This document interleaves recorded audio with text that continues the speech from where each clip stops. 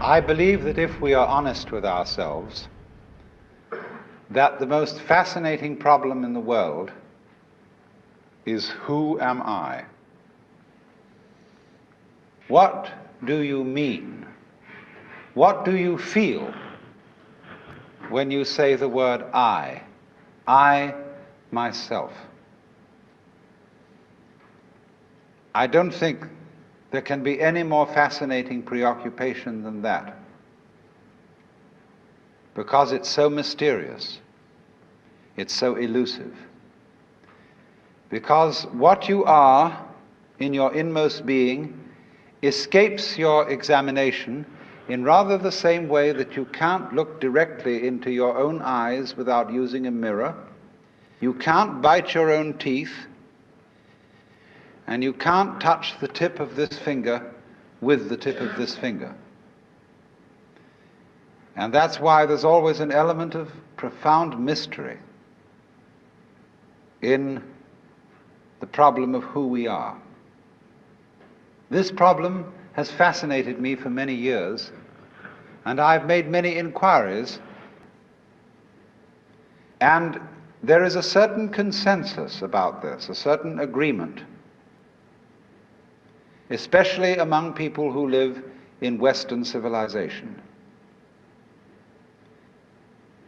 Most of us feel I, ego, myself, my source of consciousness, to be a center of awareness and a source of action that resides in the middle of a bag of skin. And so we have what I have called the conception of ourselves as a skin-encapsulated ego. Now, it's very funny how we use the word I. We don't say, I beat my heart, in the same way as we say, I walk, I think, I talk. We feel that our heart beats itself, and that has nothing very much to do with I. In other words, we don't regard I myself as identical with our whole physical organism. We regard it as something inside it. And most Western people locate their ego inside their heads. You are somewhere between your eyes and between your ears, and the rest of you dangles from that point of reference. It is not so in other cultures. When a Chinese or Japanese person wants to locate the center of himself, he points here to what Japanese call the kokoro, or the Chinese call shin, the heart, mind. Some people also locate themselves in the solar plexus. But by and large, we locate ourselves behind the eyes and somewhere between the ears.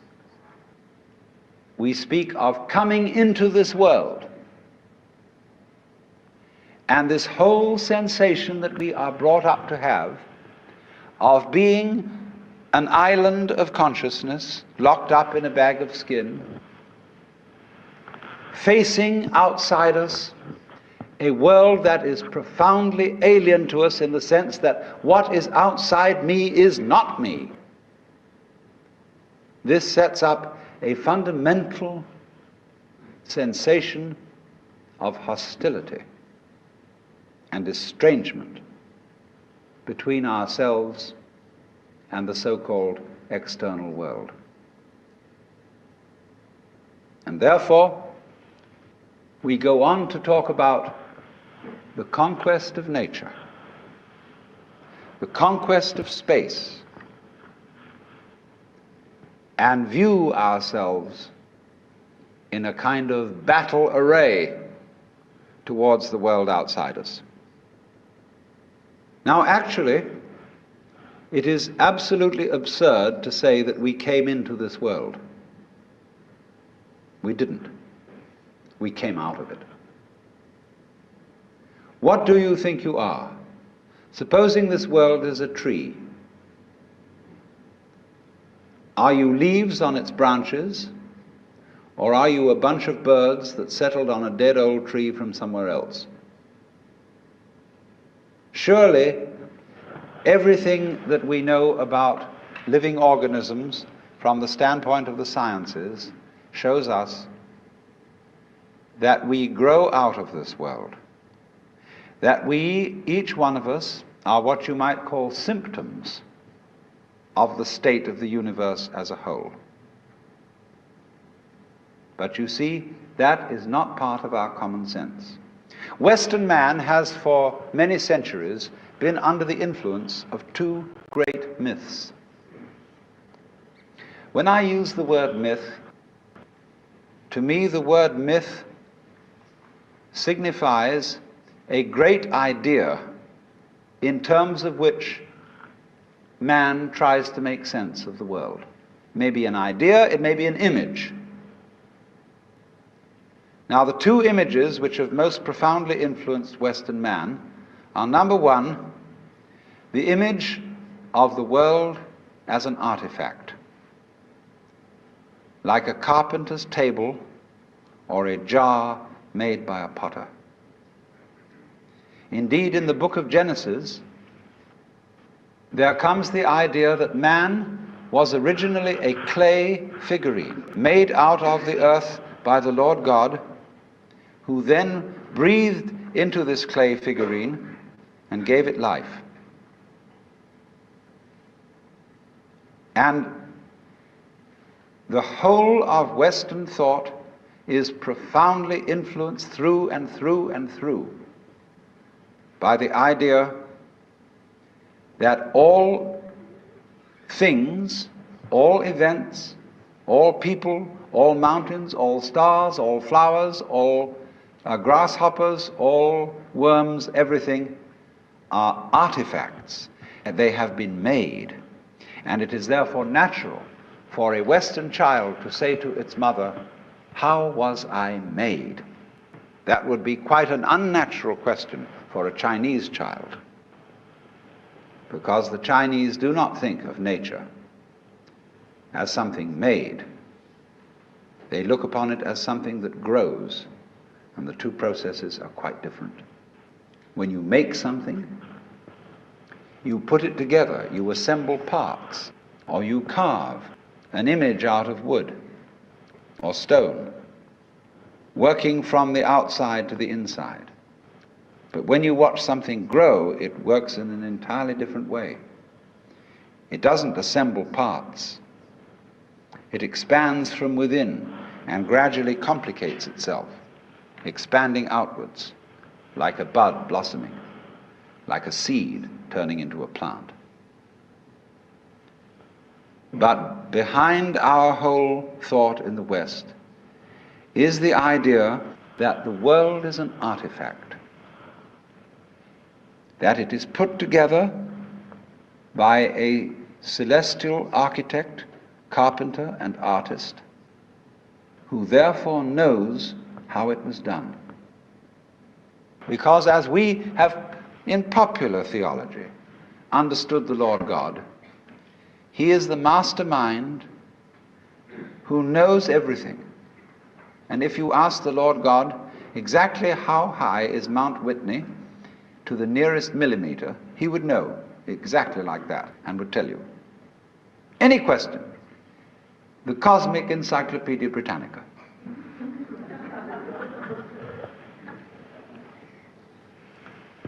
Unfortunately, this particular image or myth became too much for Western man, because it was oppressive to feel that you are known through and through and watched all the time by an infinitely just judge. Everywhere is this eye watching, and judging you, so that you always feel you're never really by yourself. But the old gentleman is observing you and writing notes in his black book. And this became too much for the West. It became oppressive. They had to get rid of it. And so instead, we got another myth the myth of the purely mechanical universe. This was invented at the end of the 18th century and became increasingly fashionable throughout the course of the 19th century and well into the 20th century, so that it is today's common sense. So instead, it has become fashionable, and it is nothing more than a fashion, to believe that the universe is dumb, stupid, that intelligence, values, love, and fine feelings reside only within the bag of the human epidermis, and that outside that, the thing is simply a kind of a chaotic, stupid interaction of blind forces. Courtesy of Dr. Freud, for example, biological life is based on something called libido, which was a very, very loaded word. Blind, ruthless, uncomprehending lust. That's the foundation of the human unconscious. And similarly, to thinkers of the 19th century, like Ernst Haeckel, even Darwin, T.H. Huxley, and so on, there was this notion that at the root of being is an energy.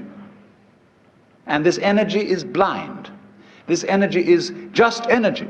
And it's utterly and totally stupid. And our intelligence is an unfortunate accident. By some weird freak of evolution, we came to be these feeling and rational beings, more or less rational. And this is a ghastly mistake, because here we are in a universe that has nothing in common with us, that doesn't share our feelings, has no real interest in us. We're just a sort of cosmic fluke. And therefore, the only hope for mankind is to beat this irrational universe into submission and conquer it and master it. Now, all this is perfectly idiotic.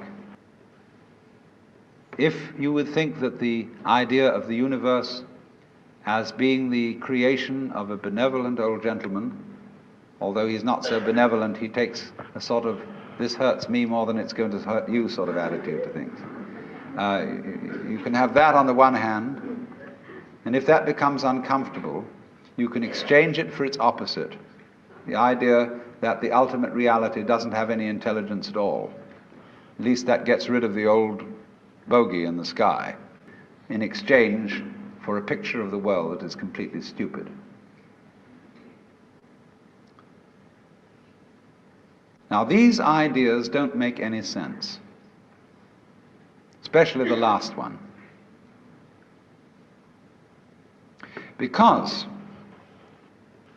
you cannot get an intelligent organism, such as a human being, out of an unintelligent universe. The saying in the New Testament that figs do not grow on thistles nor grapes on thorns applies equally to the world. You do not find an intelligent organism living in an unintelligent environment. Look, here is a tree in the garden, and every summer it produces apples. And we call it an apple tree, because the tree apples. That's what it does. All right. Now here is a solar system inside a galaxy. And one of the peculiarities of this solar system is that at least on the planet Earth, the thing peoples. In just the same way that an apple tree apples. Now maybe 2 million years ago, somebody came from another galaxy in a flying saucer and had a look at this solar system, and they looked it over and shrugged their shoulders and said, just a bunch of rocks. And they went away. Later on, maybe 2 million years later, they came around and they looked at it again. And they said, "Excuse me, we thought it was a bunch of rocks, but it's peopling. And it's alive. After all, it has done something intelligent." Because you see, we grow out of this world in exactly the same way that the apples grow on the apple tree. If evolution means anything, it means that. But you see, we curiously twist it. We say, well, first of all, in the beginning, there was nothing but gas and rock. And then intelligence happened to arise in it, you know, like a sort of fungus or slime on the top of the whole thing. But we're thinking in a way, you see, that disconnects the intelligence from the rocks. Where there are rocks, watch out. Watch out, because the rocks are going eventually to come alive, and they're going to have people crawling over them.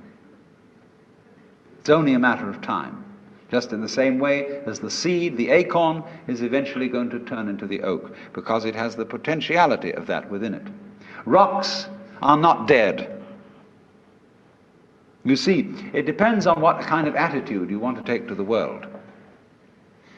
If you want to put the world down, you say, oh, well, fundamentally it's only just a lot of geology. It's a stupidity. And it so happens that a kind of a freak comes up in it which we call consciousness. And that's an attitude that you take when you want to prove to people that you're a tough guy, that you're realistic, that you face facts, and that you don't indulge in wishful thinking. It's just a matter of role-playing. And you must be aware of these things. They are fashions in the intellectual world. On the other hand, if you feel warm-hearted towards the universe, you put it up instead of putting it down, and you say about rocks, they're really conscious, but a very primitive form of consciousness. Because after all, when I take even this crystal here, which is glass, and go, well, it makes a noise. And that response, that resonance, is an extremely primitive form of consciousness. Our consciousness is much more subtle than that. But when you hit a bell and it rings, you touch a crystal and it responds, inside itself, it has a very simple reaction. It goes jangle inside, whereas we go jangle with all sorts of colors and lights and intelligence, ideas and thoughts. It's more complicated. But both are equally conscious, but conscious in different degrees. That is a perfectly acceptable idea. See, all I'm saying is that minerals are a rudimentary form of consciousness, whereas the other people are saying that consciousness is a complicated form of minerals. What they want to do is to say everything is kind of bleh, whereas what I want to say is hooray, you know, life is a good show. Now then, as we study man or any other living organism and try and describe him accurately and scientifically, we find that our normal sensation of ourselves as isolated egos inside a bag of skin is a hallucination. It really is. It's absolutely nutty. Because when you describe human behavior, or the behavior of a mouse or a rat or a chicken or anything you want to describe, you find that as you try to describe its behavior accurately, you must also describe the behavior of its environment. Supposing I walk, and you want to describe the action of walking. You can't talk about my walking without also describing the floor.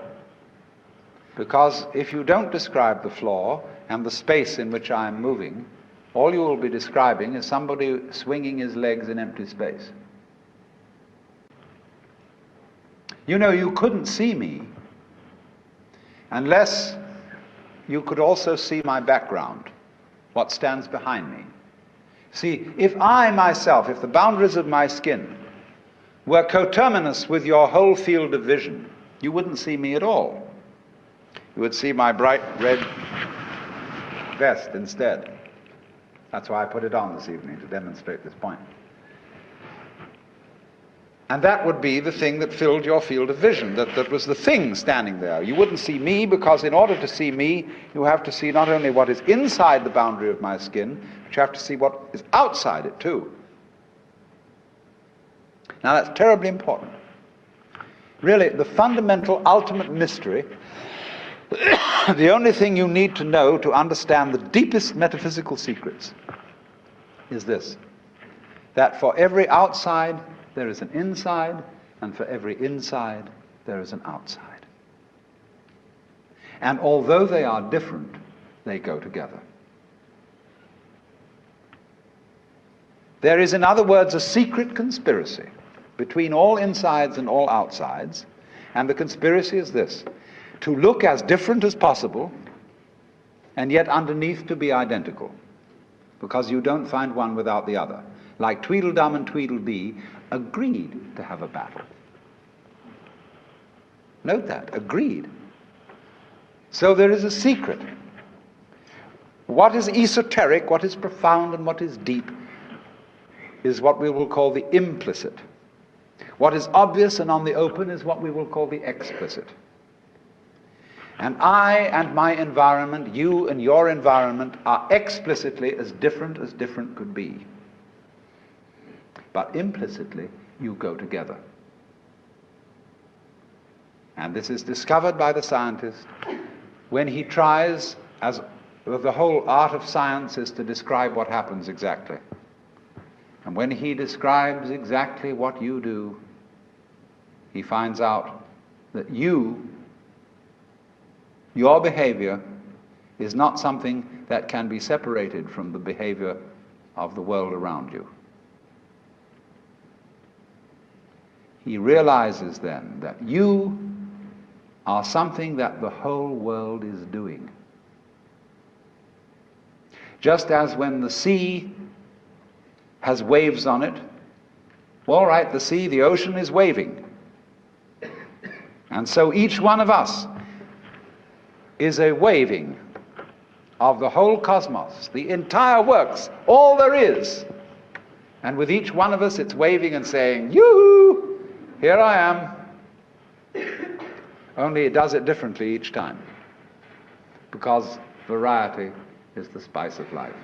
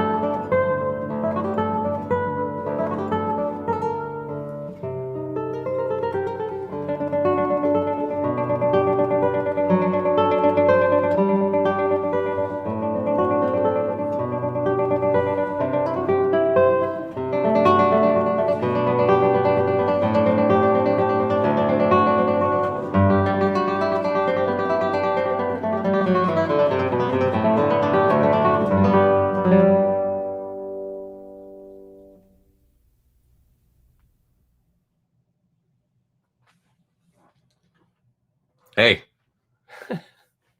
I can't believe we're doing this again. Thanks for being here.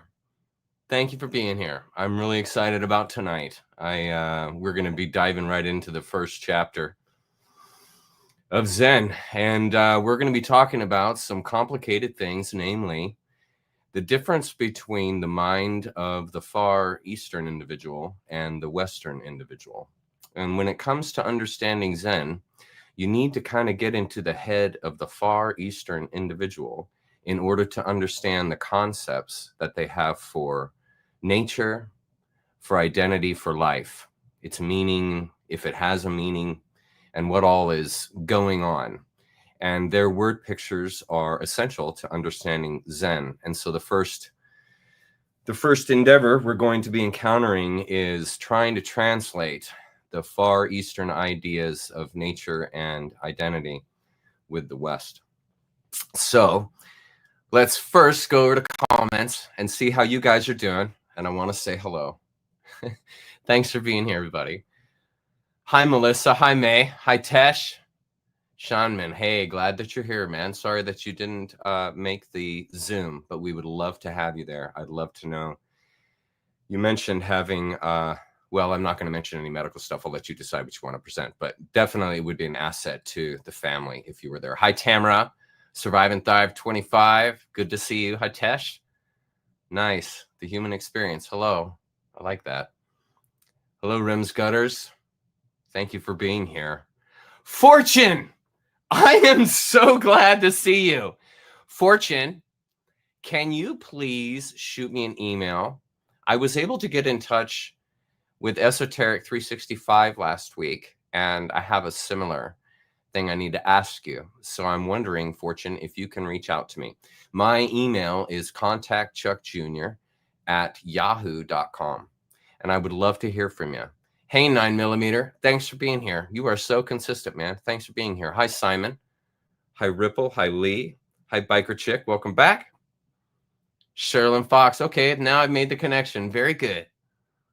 You were very active on Zoom. Thanks for being there, Sherilyn. I really appreciate it. Thank you. Hi, Tom. Hi, May. Hi, Shadow Man. Hello. Hi, Gene. Hi, Brian. Hi, Cat Kiss. Yes, dude. I love seeing you guys because this is like family. Good evening. Hello. Hello, Steady Eddie. Nice to see you. Good. Please do. Please do. Please reach out to me. I'd really appreciate it. Thank you. Hi, Bill. I know what you're talking about, Bill. Bill is the one last week who told me that based on the Zoom meeting we had and talking about people drinking their urine, he actually inspired me to do that this last week. And wow. I can't. Whew. It is a big deal. So thank you for that encouragement, Bill. I appreciate it. I definitely dove into it. Oh my goodness, look who's here. My beautiful wife. Hi. Hi, beautiful. Glad that you're here. Thanks for being here. Okay, so a couple of things I need to mention before we drop into the lecture. First of all, and this is really heavy duty, I wanted to honor the person who sent me this. This is really heavy. I had a person contact me this week, and they informed me that my videos are the reason they haven't taken their life. I just wanted to share that with you guys. I just wanted to share that with you guys. We're doing a great thing here. You guys are a part of something that is changing people's lives. I mean, look at this letter. I receive letters like this from people who have told me that my work has really helped them. And that's really why we're here. And so I really just want to say thank you to the folks who sent me these letters this week and for your care and love for my work here. And I'm really glad that what I am doing here has helped you. And in a very real sense, we've saved a life this week, guys. So I just want to say thanks to everybody for your encouragement in what we're doing. That letter alone made the last 5 years of my life worth it because we saved a life. So there's nothing more important than that. So I just wanted to share that with you guys to get started. Did I seriously not bring my Kleenex? Oh my God. Okay, well, we're going to see how this goes. Okay. All right. So a lot of you have asked, how, Chuck, can I download videos more easily on YouTube? And I just wanted to introduce you guys to this. This isn't a paid endorsement thing. This is a program I've been using for about 5 years now. And it is outstanding for downloading videos off of YouTube. It's free. There's no subscription required. It doesn't have any viruses or anything like that. Again, I've been using this program for the last 3 years of my videos. And obviously, if you get it, obviously the very first thing you're going to do is you're going to go download my videos. See, you're going to download my videos and you're going to start posting everywhere. No, but really, this is it's really cool. It has this inside paste and analyze. You just paste the URL to the to that bar there, and then it will analyze, and then it will download you in different. It'll download it in different resolutions and audio only. So if you ever wanted to download my videos for free right onto your computer, you can do it. And as you can see here, you can develop a little list, and then you can just download everything. And like I said before, it's all free. It's all free. So that's fantastic. So I just wanted you guys to know that. And there's the here, MacXDVD.com is the website. It's actually kind of hard to find, but it's outstanding. And yeah, you can take advantage of that if you're into downloading YouTube videos. Next, I wanted to announce this. We got good announcements today. So this was wild. So check this out. So every month I get a statement from YouTube that shows my numbers. And this was really interesting what happened this month. So as you guys see down at the bottom, this is kind of the pace that this thing is on. But I really wanted you to notice something.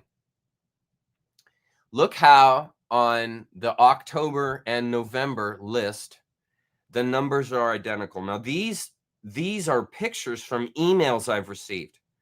And this raises all kinds of flags for me, because there's no way in 2 consecutive months I had to the number, like to the exact person, the same amount of subscribers, the same amount of total views, look, and the same amount of minutes watched. Can you guys explain that to me? These if it's truly organic and it's truly natural and authentic from YouTube, why and how are these totally identical? If anybody understands the algorithms and how they do this, I would really appreciate it. But it doesn't make any sense to me. But I just wanted to say thank you to you guys for your consistency, for caring, and for being here. I really sincerely appreciate it. Thank you. You guys are the reason I have those numbers. It's not me, it's you guys. So thank you so much for being here and being a light amongst or amidst the world right now, which is quite dark. I think I'm gonna have to go get some Kleenex. I'm gonna put up my little logo that got finished this week, and I'll be right back and get some Kleenex. I'll be right back.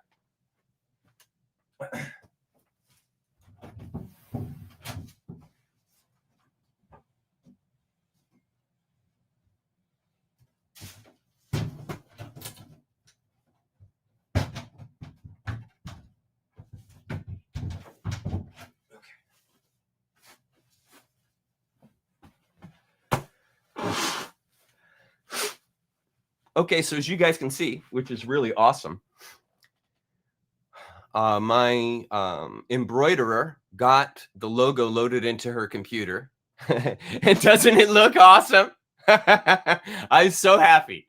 And so actually the Platonic solids turned out righteous when she sewed it up. But there's a couple of things that you guys need to know. First of all, she informed me that this is an incredibly complex design, which I didn't know. And she said that it's going to be costly. And I told her, I said, that's okay. We're gonna make this work. And so she right now is putting together some samples for me to see if you know what the actual machine can do is righteous enough for us to send this thing out in my swag.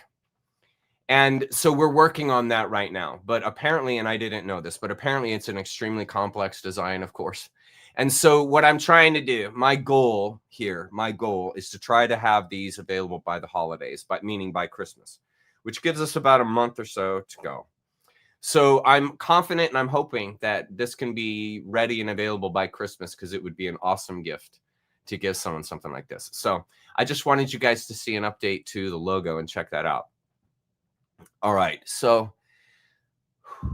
I have really been thinking about this introduction. So as you guys know, today is the 3rd week in Zen. Now, to begin.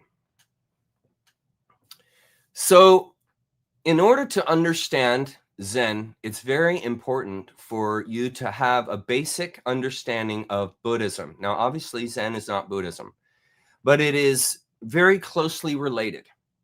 And the impetus and driving force behind Buddhism, and therefore Zen, is the story of the Buddha.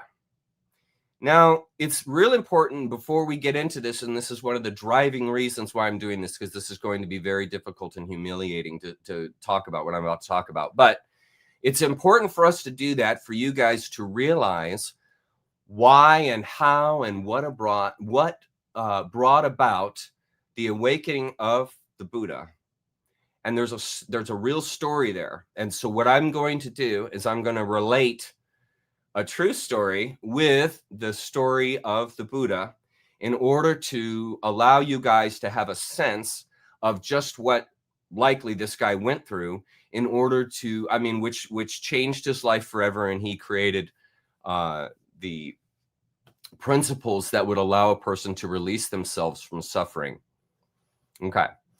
And one of the reasons why Zen has resonated so deeply with me, and I say this, I'm trying to say this with as much honesty, sincerity, and transparency as I can, and in hopes that there won't be any misrepresentation or misunderstanding. But the story of a Buddha, his younger years from age 0 until he turned 29 and he left everything, is very similar to the way that I grew up. And I know you guys right now are probably rolling your eyes, and I'm really not trying to relate or equalize myself with the Buddha. But I've got a story, a true story, my story, that will help you understand the impact of the 3 experiences that the Buddha went through that changed his life. Okay. So in order to begin to understand my story, it's important that I share with you some of the history of my family. And I help bring about an awareness that won't be available if I just tell you the story of the Buddha. So I'm going to tell you a little bit about my family, my upbringing, in hopes that that will be a bridge to relate you directly to this Eastern meditation called Zen. Okay. Now, I'm sure a lot of you guys know, but some of you may not if you just started joining the Zen series. But I come from a very powerful family. My father was an enormously influential man, most of his life, his vocational life.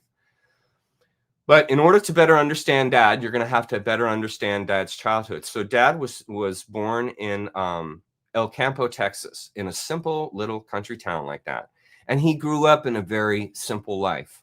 My father, who had 2 siblings, they've both now passed away. My father was the youngest of 3 kids, and he grew up in this little Texas town, and it was really very simple life. They would go down to the ice cream parlor on Saturdays, and they would sing hymns there at the parlor, and they would get free ice cream. And that was the kind of upbringing that my dad was involved in. His father, my grandfather, he was an insurance salesman. And he had a number of other jobs that he took on because he had a very strong work ethic. My father comes from a family of very strong work ethic kinds of people, middle class, middle upper class. And my dad was fine. They didn't suffer financially growing up, but they weren't wealthy. They were just basically middle class, getting through life. And my father, who was the 3rd of 3 siblings, it started out kind of rough for him in regards to his relationship to my grandparents. My grandfather, my dad's dad, he had a favorite in the kids, and his favorite was Lucy, my dad's sister. She was the middle born of the three. And then my grandmother, my dad's mother, Lovell, Lucille, her favorite was dad's older brother. Why does his name leave me right now? Orville, Uncle Orville. And Orville was a genius. My father's older brother was a genius. My father is a genius. I think when they rated his IQ, it was something on the order of 162 or something like that. And Orville had an IQ, my dad's brother, I think was over 170. I think he spoke like 8 languages fluently, and he was just an incredibly smart man. And so my grandparents really, and this is all stuff Dad has talked about publicly. So I'm not telling you stuff that Dad has not already said. So I'm not, doing anything that would harm Dad. But Dad, when he came along, he was informed by my grandmother, Lovell Lucille, his mom, that he was a mistake. That she didn't intend to get pregnant. And so there was a stigma that surrounded my father throughout his growing up. And there was a distance there. My grandfather, told my dad when he was in high school that he wasn't college material, that he didn't have a bright enough mind to be going into the university, and that he needed to focus in on a trade school because he just didn't have the smarts to go to college. And this I'm beginning to give you a flavor of where Dad was coming from. And so he really didn't have their support. They loved him, they cared about him, but he was sort of an aftermath. And my father actually took that quite well. When he would tell us these stories and he would share these things from the pulpit, he didn't break up about it. He really handled it in stride and really took it as a means to do better in life for himself, because he wanted to show to my grandparents that he really did have the stuff, that he really was a bright guy, and that he really had a beautiful offering to bring to the world. And it's interesting when you look at the photos when he graduated from Dallas Theological Seminary. There's a distance there that you can see in my grandparents in the photos. And they just really, he said they just really couldn't believe that he ever made it. Now there's a little background there that I need to fill you in on. So after hearing from my grandfather that he wasn't college material, my dad decided to go to a machine shop and learn a trade in the machine shop there near his high school. And he began that job in high school, and he was going to become a professional machinist. And back in those days, as you guys know, people served in the military. When you graduated from high school, you either went out to a trade school and got a job or something like that, got married, or you went into the military and you served your time. And my dad was between the Korean and the Vietnam War, so he never saw wartime, but he did serve in Okinawa. So Dad got married to Mom, and then he went and served with the Marines in Okinawa. And all through high school, my father stuttered. He had a horrible stutter problem. And his English teacher, Dr. Dick Nemi, taught my father, just incredible, taught my father how not to stutter. And if you can think about the impact that man, my dad's high school English teacher, had on the world. I mean, if that guy had not taught my father to not stutter, I wouldn't be here. My father would have never done what he did, and I would have just been the son of a simple local master mechanic or master machinist. And that would have been my life. Very simple life, very middle-class life, a very average life. And because of the work of that man, he basically set up my father to become the pastor, the preacher that he became. So when he went overseas, my mother always wanted my dad to be a pastor, and my dad obviously was going to be a machinist because he didn't have an undergrad and he didn't go to college. And so when he was serving in the Marines in Okinawa, he started playing handball with a missionary that was stationed in Okinawa. And as they would play handball, this missionary gentleman noticed that my father had a somewhat charismatic and gripping way of talking. And he had a way of attracting people when they would play handball. My father naturally has a very loud voice. If you ever wanted to find my family when you went into a restaurant back in the 80s, you could just stand in the lobby and listen for the loudest voice, and it would inevitably be my father. And you could go right to the table because you would hear him across the restaurant. And so my dad just had this natural affinity for speaking, and this missionary noticed this, and he suggested to my father, he said, Chuck, you ought to start a little Bible study. My dad was a devout Christian, grew up in a Christian family, hardcore. So he said to my dad, you ought to start a little Bible study for the guys in your platoon in the Marines.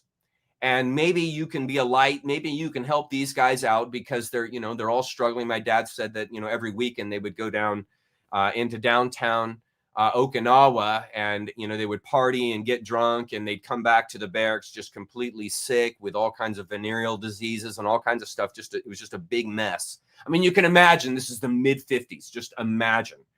And so they would get back to the barracks. And so on, I think it was either Friday nights or Saturday nights, my father started a Bible study in the barracks there in Okinawa. And he ends up leading like half the platoon to Christ. Like my dad had this magnetism that was very transparent and really brought people into a honest space, a authentic space. My dad is the exact way that he is on the stage preaching as he is when he's at home at dinner with the family. There's no change in personality. He is the identical person. And this was a great model for me because it really helped me feel secure in my own skin. I didn't ever feel the need growing up to be somebody else. I was always consistently the same kind of guy, no matter my setting. So if it was church, if it was school, if it was family, whatever, friends, that I had a consistency there because the role of my life, my father, was like that. He is a very authentic guy. He laughs a lot. He loves good humor, and he's an easy to get along with person, and he can get right on people's level. And so I had this incredible model of my father. And imagine being a child of parents who told you were a mistake. My dad has like this self-confidence, like you can't believe, but he's not an ass. He's self-confident, but he's not one of these ego guys. And one of the things that always blew people away when they would meet my father was that he was very approachable. My dad didn't have to be the center of attention. He becomes the center of attention because of who he was. And so he really ends up enjoying leading these guys to Christ. Like, it really has a big impact on him. And so he decides while he's in Okinawa that he's going to become a pastor, which was a dream for my mother because my mother always wanted to marry a pastor. My dad met my mom. She played piano for the local church. And my dad was the youth pastor. You know how youth pastors often, or at least back in the 50s, were just, dudes that were interested in Christianity and had a heart for the church. And, you didn't have to have all these seminary degrees in order to be a youth pastor back in the day. And so that's how they met. And so my mom always wanted my dad to be a pastor. So she was just elated when she found out that my dad was going to do this. Now, the issue was that my father did not have an undergrad. And so he told my mom, he said, listen, when I get back to Texas, after I'm finished here in Okinawa, I'm going to go to Dallas Theological Seminary. I'm going to talk to Dr. Hendricks, Dr. Howard Hendricks, who is the pastor, the lead, the president of Dallas Theological Seminary at that time. And so my father graduates or finishes his time with the Marines, and he comes back. And I mean, just imagine this scene. My father, who doesn't have an undergrad, walks into the office of one of the most prestigious seminaries in the world and is basically going to try to talk the president of the company into giving him the ability to attend the school without an undergrad. And so my dad goes in there with mom. He's with mom at the time. And it's very serious. It's very serious. And so he sits down and he starts talking to Dr. Hendricks. And if you've ever sat and talked to my father, it doesn't take very long to figure out this guy has got a fire. Like this dude has, meaning my dad, has like this fire and energy that is very rare. And so Dad, or Dr. Hendricks, picks up on this. And so he tells my dad, he says, okay, listen, Chuck, if you can maintain a B average or better, then you can attend the school. So we're going to allow you to attend Dallas Seminary without an undergrad for this first semester. And if you are able to maintain a B or better, then you can then move to the next semester. We'll allow you to stay another semester, and we're going to keep you on this probation for your entire first year. So if you don't, like, if you get a B- or lower, you're out. You're out. Now, Hendricks didn't know who he was dealing with at the time, because my dad is a freaking genius, and he is a communicator extraordinaire. And so, you know, he gives Dad this opportunity. So Dad goes in, and Dad just hits a home freaking run, like grand slam. Like in all of his classes, he is tops of his class. I think he graduated just below valedictorian. And in all of the expository classes, oral presentation classes, I mean, my dad is just wiping the floor with everybody else, just wiping it. And so he obviously just absolutely kills it in Dallas Seminary. And so it's at the same time, though, and what many people don't know is my dad was just as poor as a church mouse. They had nothing. He mowed lawns while he was at DTS to earn money, to be able to pay to go to the school. They had some of the people who had heard him, some of the families and parents there, who sometimes would attend these speeches of their kids who are attending the college, the school, noticed that my dad just had this gift. And so he ended up having people who would donate towards his education, towards his rent. He said they stayed in a little apartment there at the seminary that was so small, as my dad loved to say this, it was so small you had to leave the apartment to change your mind because it was so tiny. And he was there with my brother Kurt. My brother Kurt was born 9 years before me. So Kurt was really little and Carice was really little. And so they're trying to make it. I mean, imagine the setting. My father, who has no undergrad, who is on the line because he has to get the grade in order to stay. And if he doesn't get the grade, he immediately will be out. He'll have no chance of getting into a seminary, and he'll have to go and become a machinist. And his whole dream of becoming a pastor and doing the whole thing would die. So here he is with 2 little kids, no money at all. He's mowing lawns, and he's getting donations from people who see him and are just like, wow, this guy really has something. And so unbelievably, my father, because he's so freaking smart, graduates with like straight A's, like straight, just kills it. Like I said, he just wiped the floor with everything, with everybody. And so it really was this amazing experience. And so he graduates, and then he takes a job up in, they're at a local church doing some interim pastoral work. And then he ends up getting a pastor gig up in New England. And they moved to my mom and dad and Kurt and Carissa moved to New England, and my dad starts a pastorate up there. But it's just not going well. You need to understand, my dad is sort of a Western kind of mindset kind of guy. And the folks that are on the Eastern Seaboard and on the Eastern portion of the United States are different in just how they go about life, how they see the world, and so on and so forth. And Dad, as a country bumpkin Texan, because that's really how he grew up, didn't fit into the quote unquote ecclesiastical world of New England. And so my mom is not happy there also. It's just not a fit, as Dad put it. And so Dr. Pentecost down in Dallas, and you guys need to know Dr. Pentecost is right up there with the president of Dallas Theological Seminary, Dr. Hendricks. And so Dr. Pentecost offers my father an internship. And this is like a cardinal in a Catholic church offering a student a special privilege of serving as a pastorate at their denomination, at Dr. Pentecost Church. So it's a huge opportunity, my father, to work with a guy that he really respected. My dad, because of his talents, always, from the point he graduated seminary until the point that I left the house, was surrounded by the upper echelon of society. This is beginning to help you guys understand the background that I'm giving you so that you understand the life of the Buddha better, okay? So my dad, from the time he graduates from seminary, based on his sheer talent, his sheer art and gift that he was born with, would carry him his whole life. It's just beautiful.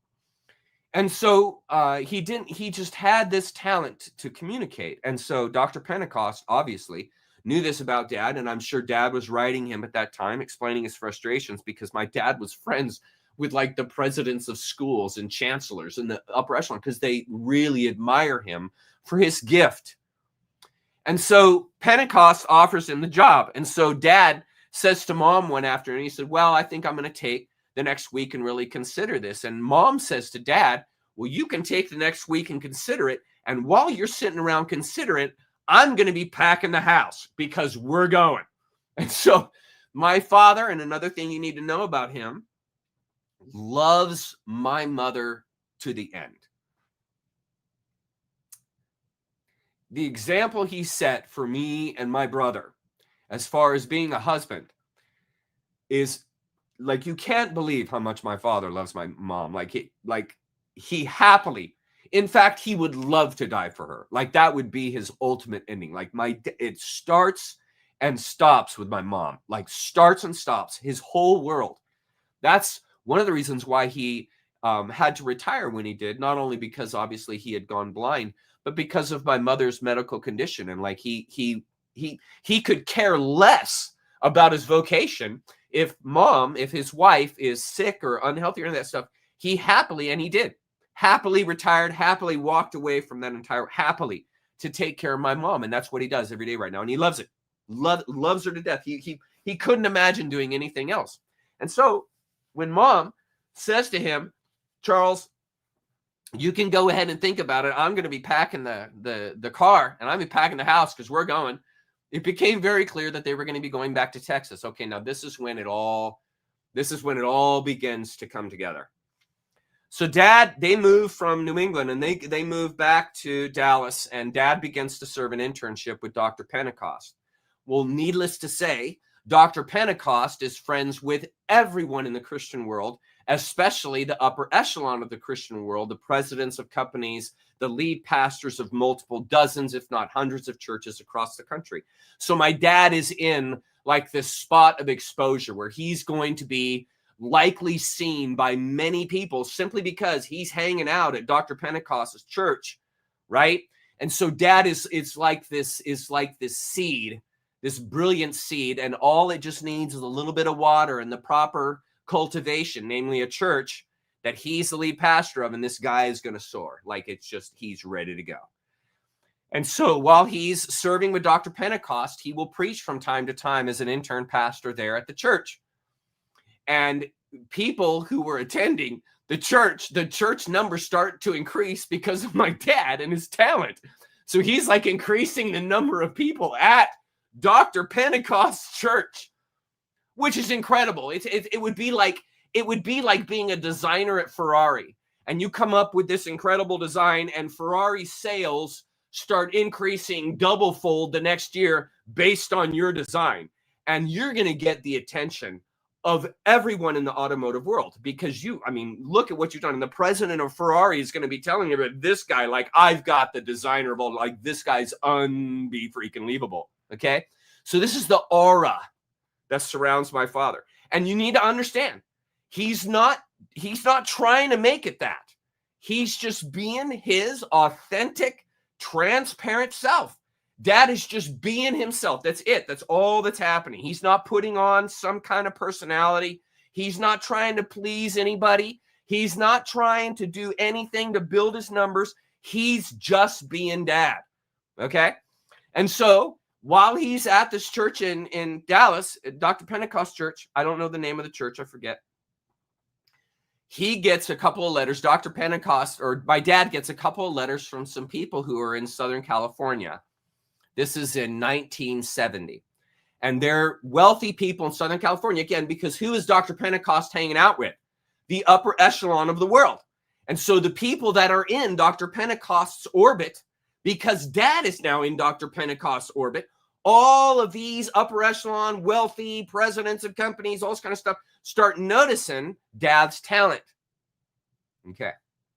So they start getting some letters from people who are in Southern California, and eventually a church there called First Evangelical Free Church in Fullerton, California, sends my dad a letter saying, hey, Chuck, we'd love to have you out. We'd love to interview you. We've heard you're speaking on the tapes that we've been sent by people who are at Dr. Pentecost Church. You sound like you have an incredible talent. We'd love to have you down here. We need a new lead pastor. Now, remember, Dad is not a SoCal guy. He's a Texas country bumpkin. He's not highfalutin. He's not upper echelon. Dad is a simple country guy. You need to understand that. And that really never changed with my father. You know, despite all of his success, at the end of the day, he still stayed pretty simple. He never thought much of himself. He never put himself in front of everything. Like Dad was the definition of a humble guy that has had tons of success. So just, I mean, imagine the model of this man growing up in his family. I mean, honestly, and he loves my mom. He's not having affairs. He is honest with her. He is dedicated to her, and he's dedicated to this church that he goes to in SoCal. So he goes to Fullerton. He interviews, he speaks, and just, I mean, lays it down, like hands down. Like the board, after they hear this guy preach at their church, is like, hire that guy right now. And so Dad gets an offer. Like, I think they gave him an offer within a day or two of him preaching. And it's a good offer. I mean, it's Southern California money. I mean, that's the bottom line. I mean, he's not going to get rich, but he's going to be, for a pastor compared to country pastors in Texas, to a SoCal church surrounded by tons of business people, wealthy people, that whole thing. I mean, you guys know what happened in Fullerton, California from 1970 to 1980. I mean, property values went from $50,000 to $500,000 in 10 years. Okay. And Dad's not moving there for that. He's moving there because there's a church there that loves him, that respects him and cares about him, and really admires his gift. And obviously, I mean, if you're an artist and someone says, hey, these paintings that you do are beautiful, I'd love to put you in my studio. I would love for thousands of people to see your artwork because it's incredible. And this is exactly what this church is saying to my dad. And so my dad takes the offer. And you guys saw that picture that I showed weeks and weeks ago of my family. And that's really where I come into play here and how I'm going to relate this whole thing. So my dad immediately starts just blowing the doors out of this church. And to this day, I still remember as a little child, I was 1 year old when we moved in 1971. And by the time I was like 4 years old, 3 or 4 years later, I mean, the church, there's no capacity. All the local neighbors are totally angry with the church because the parking, people are parking everywhere. It's a nightmare because this church, you got to understand, it's this little church. And my dad shows up and people are sitting in the aisles. They're sitting on the window shelves. I mean, I remember as a child looking out into the congregation, like on a Christmas morning when we all as a family would go up and welcome everybody and, thank you for being there for Christmas and all that kind of thing. And I remember as a child looking out and just seeing a sea of people. And the funny thing is they're all wearing 70s clothing. It's so cool. But there's like a sea of hippies in Dad's church and also people that are in tailored suits and well-to-do. So my dad's appeal to people is both at the full-blown hippie level to the full-blown executive level. Like Dad can unite these, and he just has a gift of being able to reach people no matter their class, no matter their age, no matter where they are in life. And my father just exudes this. And so the church just explodes. And I am growing up in this. I'm growing up in this influence. And so by the time I'm starting to figure out that, I'm a person and I'm going to grow up and be an adult and, the things you start thinking about when you're 5, 4, and 6 years old, right? I am in this executive world. I am in this world of success, power, influence. Like my father, everyone in the city knew my father. We would go to dinner at Polly's Pie Palace or Marie Callender's, and we'd walk in, and I'm telling you, 4, 5, 6 tables would all be looking over at our family, pointing and talking, and you know they're talking about you. And this is the world. This was normalcy for me. This is very important now that you pick up on this, because this is how I'm going to relate it to the Buddha story. So I'm everywhere I go, everyone knows my dad. And they walk up to my dad, like we'll be sitting eating dinner, and there would be like a whole family that would walk to the table, and they're like in tears. And they're telling my dad, you mean so much to us. You have changed our lives. We're so glad that you're here. We are so thankful that you're our pastor. And we're so, amazed at the world and the beauty that you bring to the city. Thank you so much. And so I'm hearing this everywhere we go. And when I get home from school, there's the president of Word Books. There's the president of Multnomah Press. There's the president of Zondervan. Like in my living room, I'd come in and the entire staff for EV Free, which is basically the biggest church in Fullerton, California at the time. This is like 1978, 1979. And my dad's books are starting to sell. And I walk in the front door after school, doing what a typical elementary school kid is doing. I walk in and there's all the staff for the church. Everyone in the church is there. When we would have parties, like there would be 150 people that would show up at our house. And like everyone is having a great time. And it's just this unbelievable thing that is completely coming out of the sheer talent and ability of my father. Just pure, raw, natural, unbridled talent. Nobody trained my dad this stuff. Like it was in him. Okay. And so you need to understand, I am in this bubble.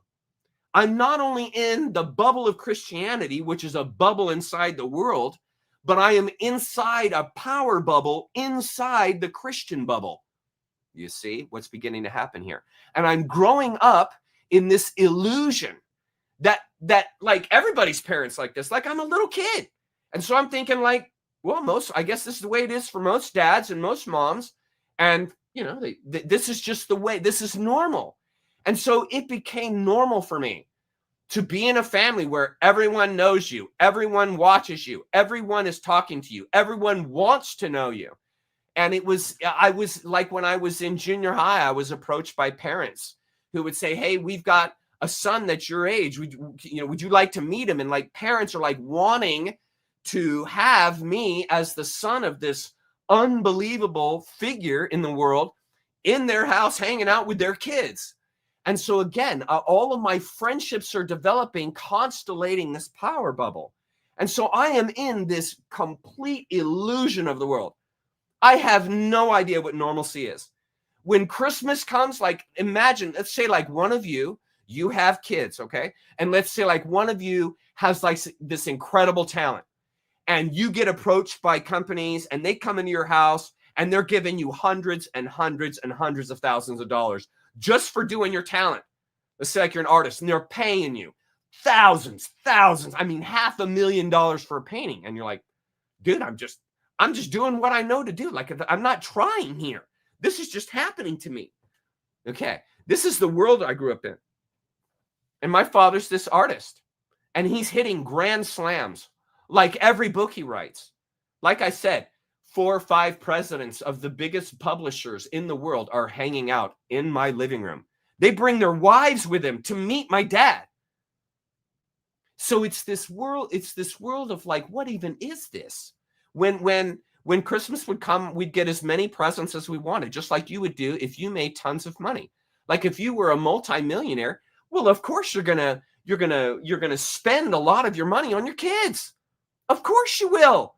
I would do the same thing. If I was rich and I had tons of money, I'd be out helping my kids out, helping them get in the world, helping them get their first house, helping them get their car, helping them because as a person who's grown up in the pain that life is, how hard it is. And you don't want your kids to have it as hard as you did.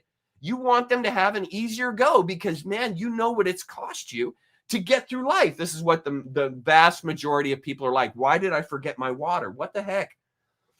Okay.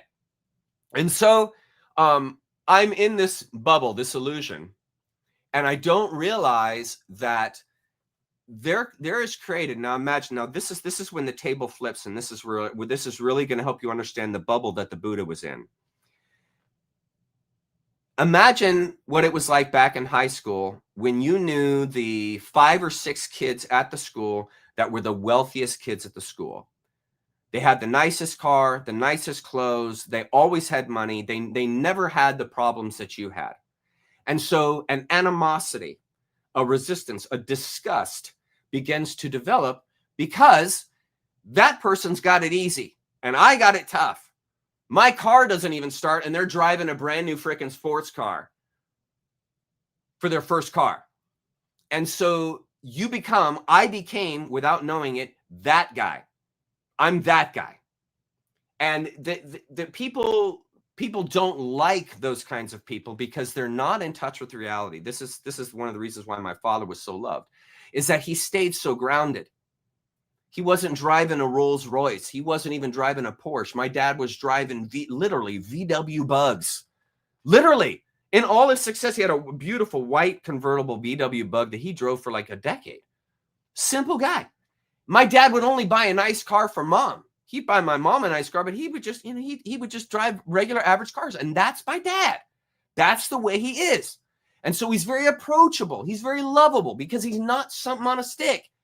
And when I, on the other hand, growing up in all this wealth, power, influence, all this stuff, I'm starting to think I'm something on a stick. And this is gross. It's disgusting.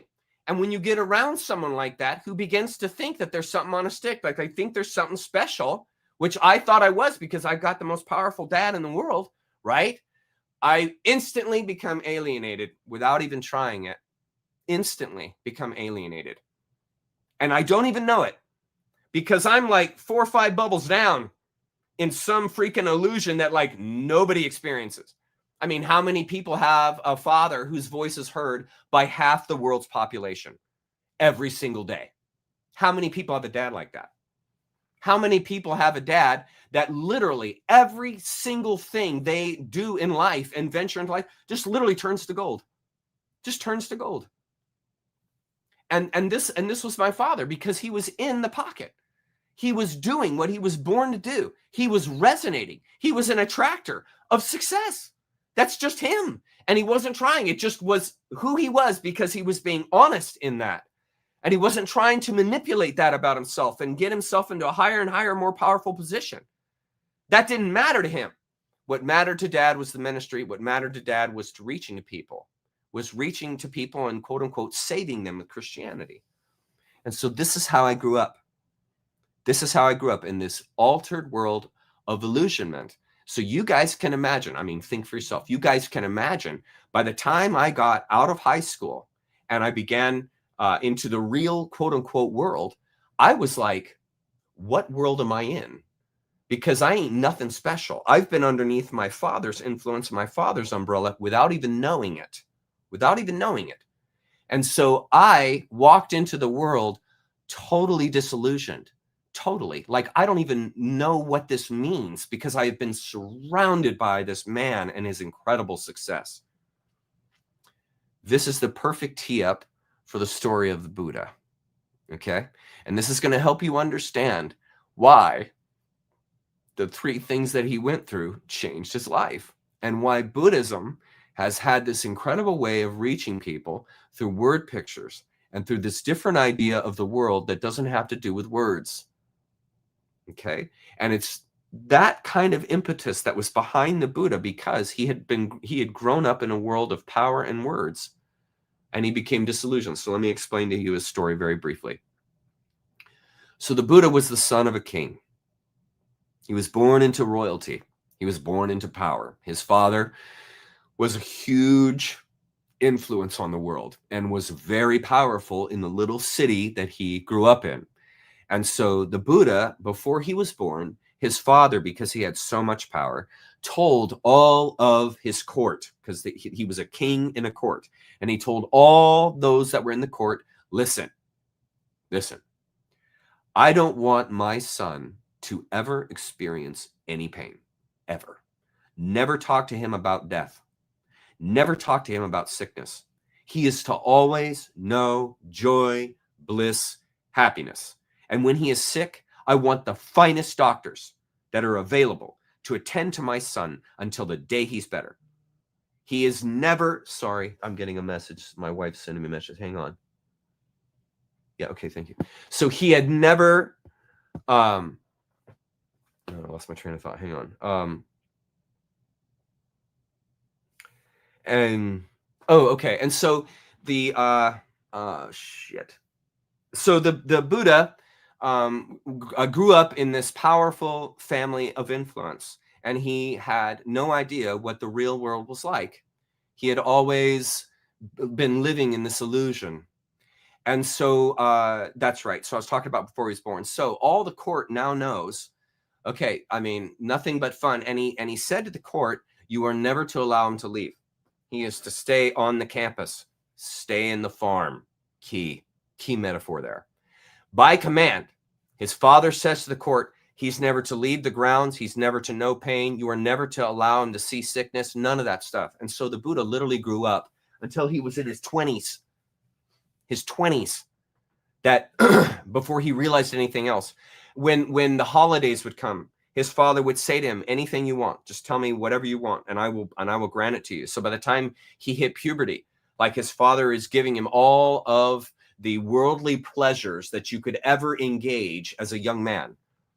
So all of the opulence, all of the wonderful chariots and the women and the food and the power, the father is just bestowing upon this kid because he wants this kid to have this life where he never experiences suffering. Never. And so this continues on for many years, and the Buddha grows up in this world, and all of his friends would always come to the castle. He would never go down into town. He would stay in the castle, and they would come to him, and they would interact with him and all that stuff, but he was always in this odd position of the world that nobody else was in. And he doesn't know this, because this is normalcy to him. He's grown up in it. It's like if you were to ask my brother, the world he grew up in compared to the world that I grew up in, I mean, they were opposites. Because my dad was poor as a church mouse virtually the entire time my brother grew up. And my dad was basically nothing but successful the entire time I grew up. And so me and my brother have just gone opposite directions in life because it's like we had two different parents. We were raised by two different dads. We weren't, but it's like we were, because the difference, the dichotomy between the two is incredible. And it's one of the reasons why I don't get along that well with my brother. And I never talk to him because we have nothing in common. He grew up in an entirely different world. Okay, so continuing with the story. Eventually, the Buddha gets past puberty. And he's getting up into his teens, and he's getting into his 20s. And he's starting to think, you know, I never leave the house. I never leave. I don't know where any of my friends live. I've never seen the town. And I want to see this. And his father said, absolutely not. Absolutely not. You're not going to leave the grounds. You're not going to leave the campus. No. You can't go, because his father knew if he goes into town, he's going to see life for what it is. And I do not want my son to experience suffering. And I'm sure many of you as parents don't want your kids to experience suffering. It's understandable. I don't want my kids to experience suffering, but it's a required course. It's a required course. But if you have tons of money, tons of power, tons of influence, and are untouchable, you can create whatever you want, whatever world you want in your little town. You can make it however you want. If you've got the power and money and influence and so on and so forth, you really have anything you want. And so when the Buddha asked his dad said no. And so eventually his father goes off to a meeting that was out of town that required him to leave the kingdom. And so the Buddha says to his charioteer, listen, when my father's gone tomorrow, I want you to ready the chariot, and I want to go into town with you, and I want to see my friends, and I want to have a good time. And the charioteer looks at the Buddha and says, no, you're not allowed to leave the campus. You're not allowed to leave the farm. And this is where you begin to understand the disillusionment and the type of disrespect that happens when a person grows up like that, thinking there's something on a stick. And so the Buddha looks at the charioteer and says, listen, man, you're going to set up that charioteer, and you're going to have it ready for me when I ask, or you're fired. You're done. I will have you fired immediately. Now, you see, this is the attitude of a spoiled brat. Can you see it? Now, the Buddha doesn't know he's like that. He thinks this is normal. He thinks he's a powerful person. He thinks he's something on a stick. And so the treatment of those that were around him becomes more and more disgusting because he doesn't have a gravity in life. He has lost touch with reality. This is so key. He has lost touch with reality because he's been living in this abnormal normalcy that has completely disenfranchised him as a human being. So the charioteer, knowing that the Buddha is correct, like he will be fired if he doesn't do it, go ahead, he obliges him, but the charioteer knows what to do. The charioteer knows. The charioteer is actually, if I understand the story correctly, the charioteer is Shiva in another costume so that he doesn't see that his charioteer is the goddess of death.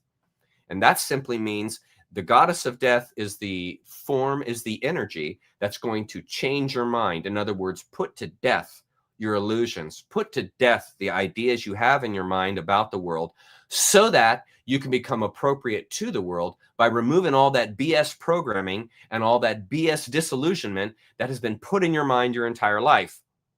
And so there's huge metaphors in the story to help a person understand it's obviously going to be death. It's obviously going to be the loss, the greatest loss of life that's going to awaken you. Okay? The mythologically attuned individual understands how the human mind works. And when the human mind is put through death, is put through disillusionment, is put through ego dissolvement, the human mind changes. And the charioteer, as the goddess of death, Shiva, knows this. And so she readies the chariot. And the next morning, father leaves. The Buddha gets on the chariot and off and away they go. Now, the charioteer was obviously a very smart individual, and so he was going to take him the long way to town. And so he knew as he went down the road to town, there would be beggars. And here begins the first lesson.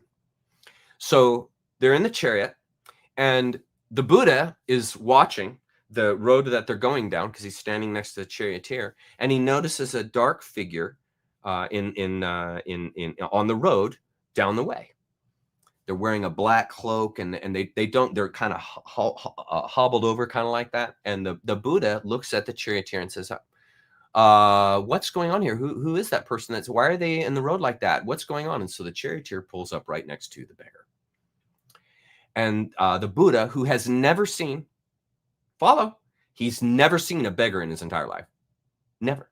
He's never seen a hungry person, ever. He's never seen a person in pain, ever. And he's in his 20s. Okay. So they pull up next to the beggar, and the Buddha is mortified. He's like, what has happened to this person? And he looks over at the charioteer and he says, what is the matter here? And the charioteer looks at the Buddha and says, that's a beggar. And the Buddha says, what's a beggar? He says, it's a man that has no money, and he's begging for money on the side of the road because if he doesn't get any food or money, he will die. And the Buddha just stares at him, and he looks over at the beggar, and his heart is filled with compassion. This is the first sign of awakening. And he looks at this man who is emaciated, sunburned, empty, and he tells the charioteer, get all my money out of the chariot and give it to this man immediately. So the charioteer says, okay.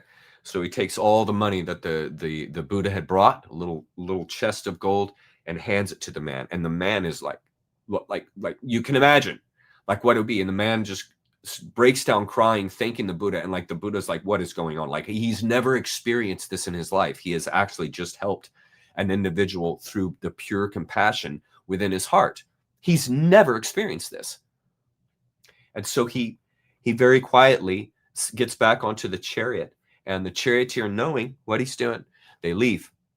And the man who he's just given all this money to is just staring in bewilderment at this chest of gold that he's just been given by the Buddha. So they continue on down the road, and the charioteer knows what he's doing.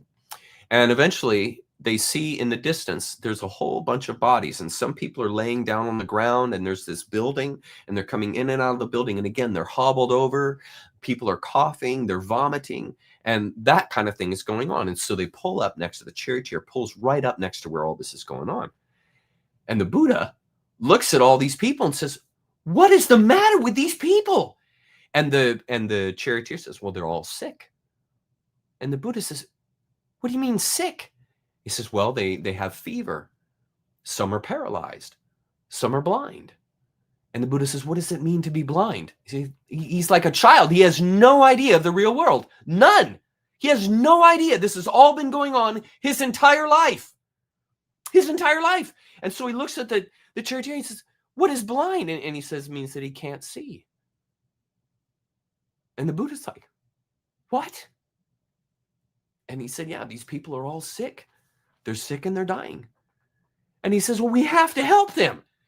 And he says, well, we can bring some doctors in and we can try and help them, but this is a part of life. And he says, what do you mean it's a part of life? The Buddha says this.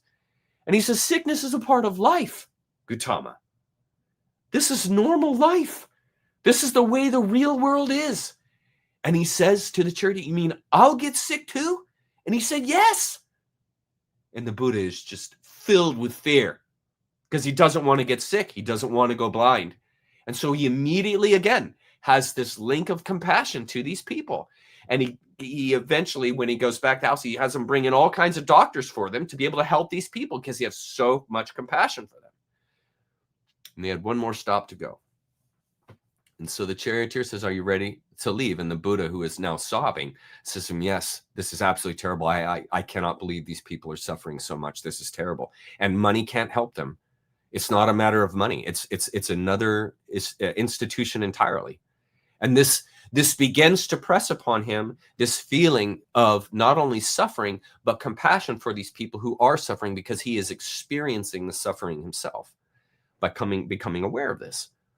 And so the charioteer continues on, and this is when it gets serious. And so finally, they're on the outskirts of the town, and obviously the Buddha doesn't know that the charioteer has no intention of ever going into the town. But the Buddha doesn't know this, and so they approach this huge field, and the field is green with grass, and it's covered with stones. Now, obviously, you and I know those are gravestones, but he didn't know that. So he's looking in the distance, and he says, now, what is that field? And what are all those gray stones all over the grass? And why is that family dressed in all black, and why are they all crying? What's the matter? And it's the same question that Parsifal asked the king. When he passed the Grail test, he asked the same question. What is the matter here? Why is this happening? And so they pull up to the graveyard, and the charioteer looks at the Buddha and says, this is a graveyard. And the Buddha says, what's a graveyard? He said, this is where people go to die. This is where they're buried. And the Buddha says, what's death?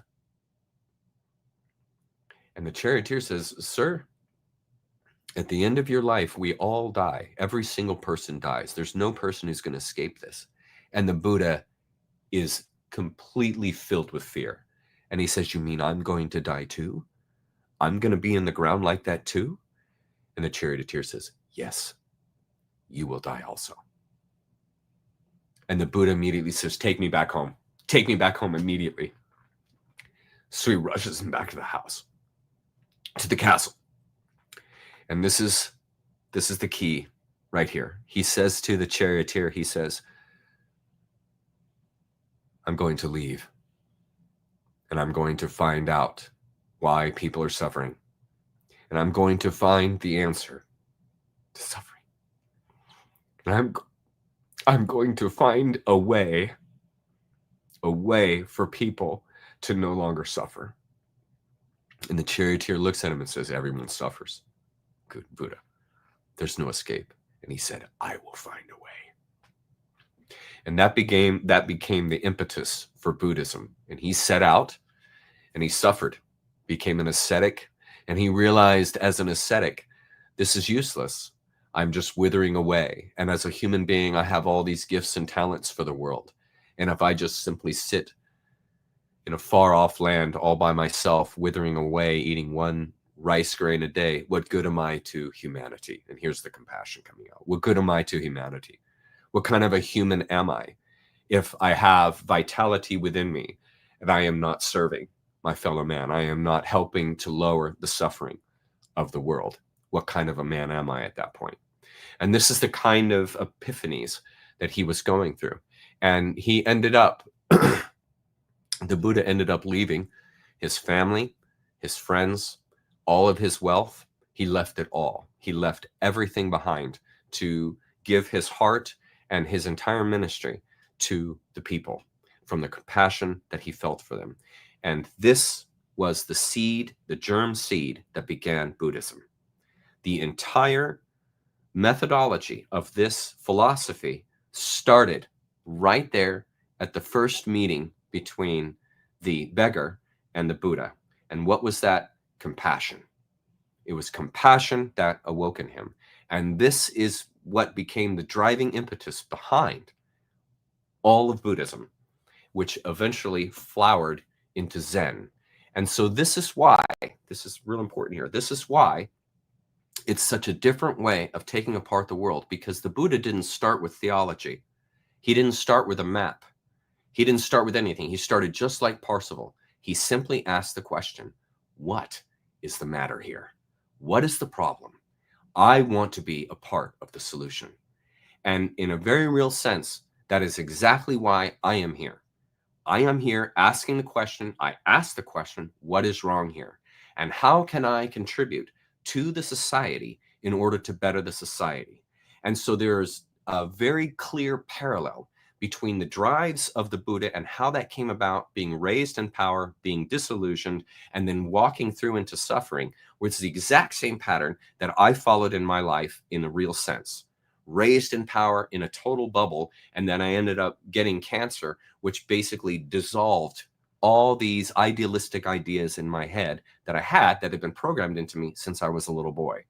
And it became very clear why it is necessary for the individual to go through a state of disillusionment in order to awaken the compassion within themselves. And it is by following the ideas and philosophy of the Buddha, who worked through that exact scenario his entire life. That is exactly why it is so important to understand these things, because they approach the world of compassion not through law, but through experience. That's the key. Not through law, not through demand, not through threat, not through ultimatum, but the awakening of the individual comes through compassion, connection, understanding, reason. These are what awaken the mind to appropriate behavior. The mind is not awakened to appropriate behavior through threat. This is not how you change the heart of an individual. In order to change the heart of an individual, you must relate to them. And if the Buddha, and myself for that matter, we're still in this illusion of power, authority, influence, money, right? Unreachable.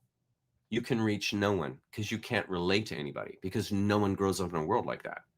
We grew up in a world of pain, of suffering, of the real truth of the situation, which is there's nothing safe. So if you try to base your peace on the idea of security, on the idea of law, you see, you're building your foundation on sand, because there is no security in a wonder. There is no assurance in a wonder. There's no such thing. This world works through this other understanding, which is connection, identity, compassion, resonance, frequency. That's the world that this existence operates in. It's a resonating chamber is what it is. That's what your body is. A resonating chamber. The earth is a resonating chamber. The galaxy is a resonating chamber in a mythological sense. You're in a wonder.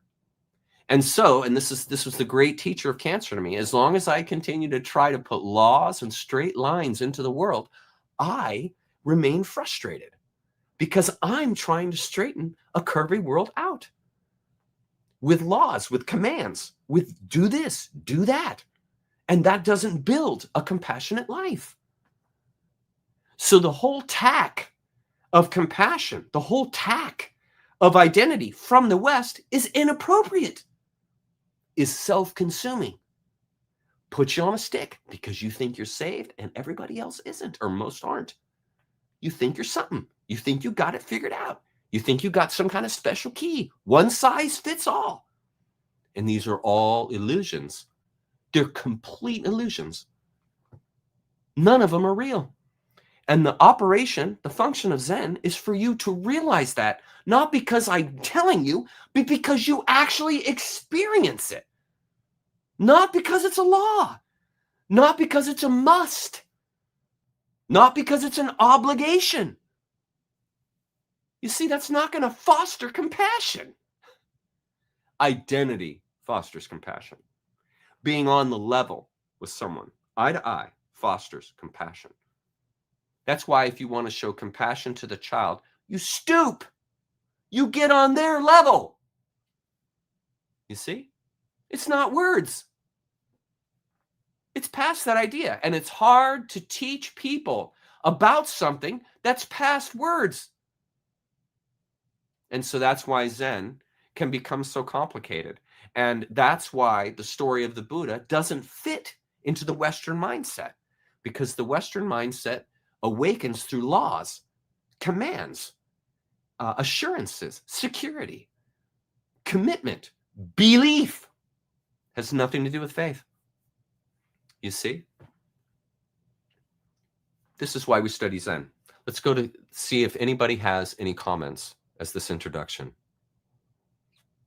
Okay. I'm at the bottom right now. I'm looking at Thomas Chase, Delilah Buchanan. You're so animated, Chuck. Sorry, I hope that's okay. I am. I'm very animated. This is correct, Stacy. The answer is love. That is absolutely correct. Yeah. And what's important, Lancelot, in when you struggle daily to see differently, so now, then this is a personal endeavor. No one's going to be able to teach you how to see differently.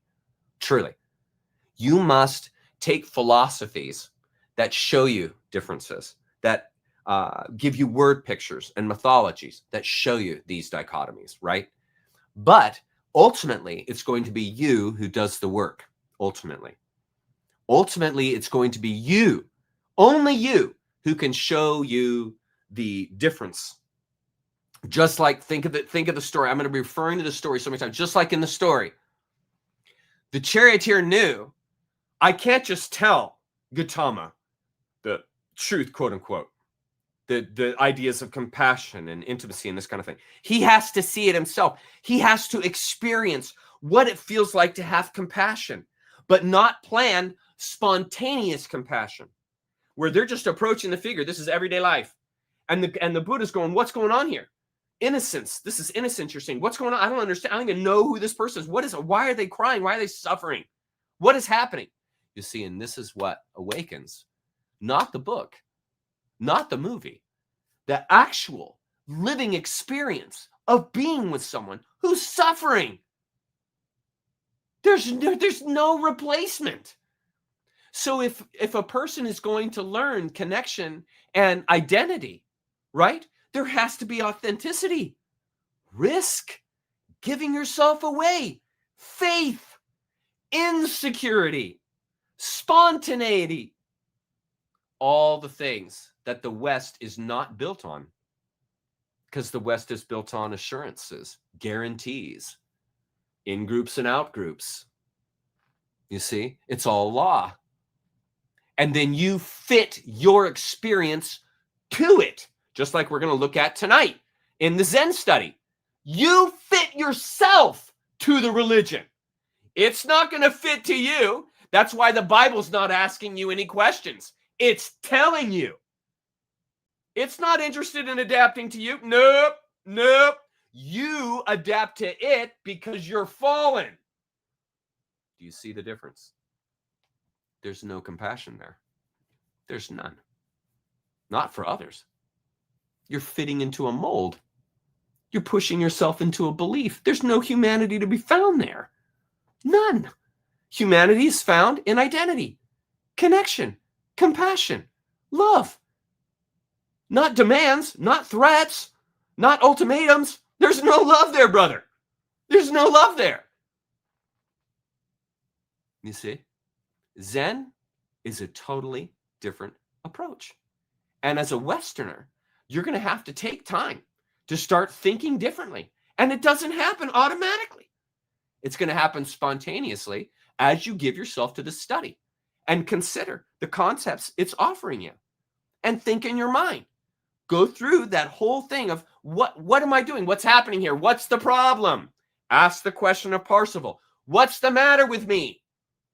Why am I still anxious? Why am I still seeking guarantees? Why am I still putting myself into a religious belief system? Why am I doing that to myself? What is causing that? And this is how you heal yourself. And the faster you heal yourself, the faster you can heal others. And why are we here, folks? We're here to help heal others. That's why we're here. We're here to help. We're here to connect with others, have compassion with others, share experience with others, and grow. There's nobody to save, right? There's nobody to save. There's no line to get into. There's no joy in that. There's no belief to hold fast to. We're in a wonder. The whole thing works on faith. The whole thing works on faith. Make sense? Okay, let's look here. What else people are saying? Okay, Fortune. Chuck, I have to talk to you, and I will get in touch. I am suffering. Fortune, no. Thank you for talking about your life. I love you. Thank you so much, Fortune. I so appreciate you. I don't want you to be suffering. I don't want you to be suffering. Okay. Thank you, Max. Thank you. I appreciate that. You guys are great. Yeah, you're right, Matt. Matt, you always have good things to say in our evenings tonight, buddy. I thank you for being here. You make our group better.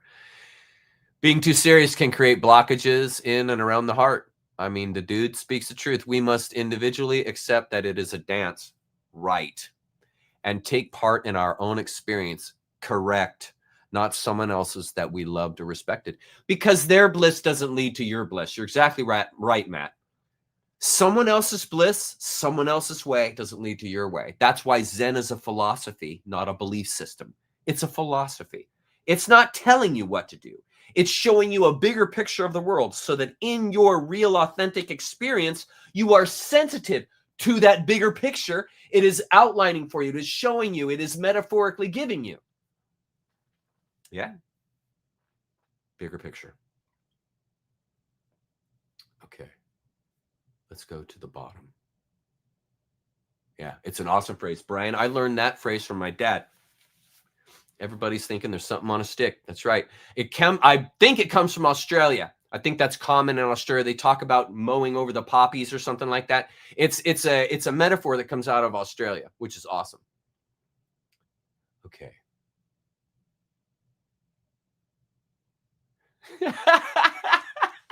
Gretchen, I love you. You're awesome. I love that idea. What I should do is at the next Zoom meeting, we should come up with great stuff that could go on t-shirts. We should come up with great ideas for helping to awaken people. I would love to engage the chat on that because we could make an awesome swag line putting all our brains together. It would be awesome. Yeah, it is hard. It's hard. It's hard. Thank you, Delilah. I appreciate that love. Thank you. I am so in this stuff. I love you guys so much. I love doing this so much. I am in my element here. And I never expected this to happen totally spontaneously.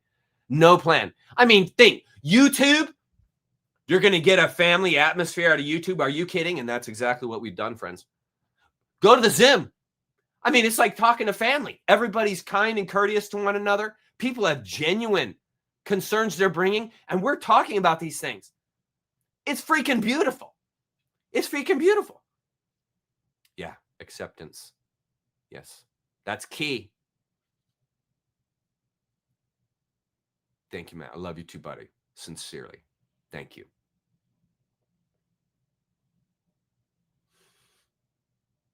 This is interesting. Hi, Halo. Welcome back.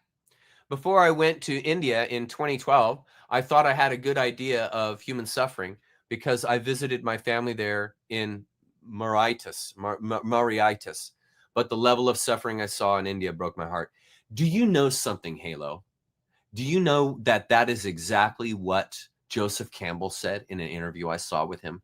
He in his late years, he traveled to India, and he said the poverty and squalor you can't even fathom. If you watch some of the videos where they have manufacturing in India, I literally spent an entire dinner with Jenny the other day talking about what I saw, the working conditions of the people in India.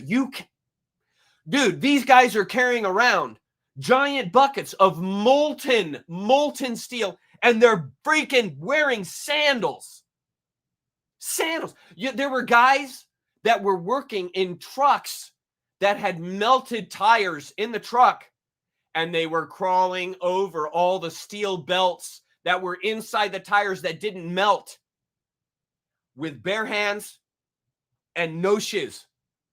I'm not kidding. You can go to YouTube right now and see it. I'm not kidding. Squalor.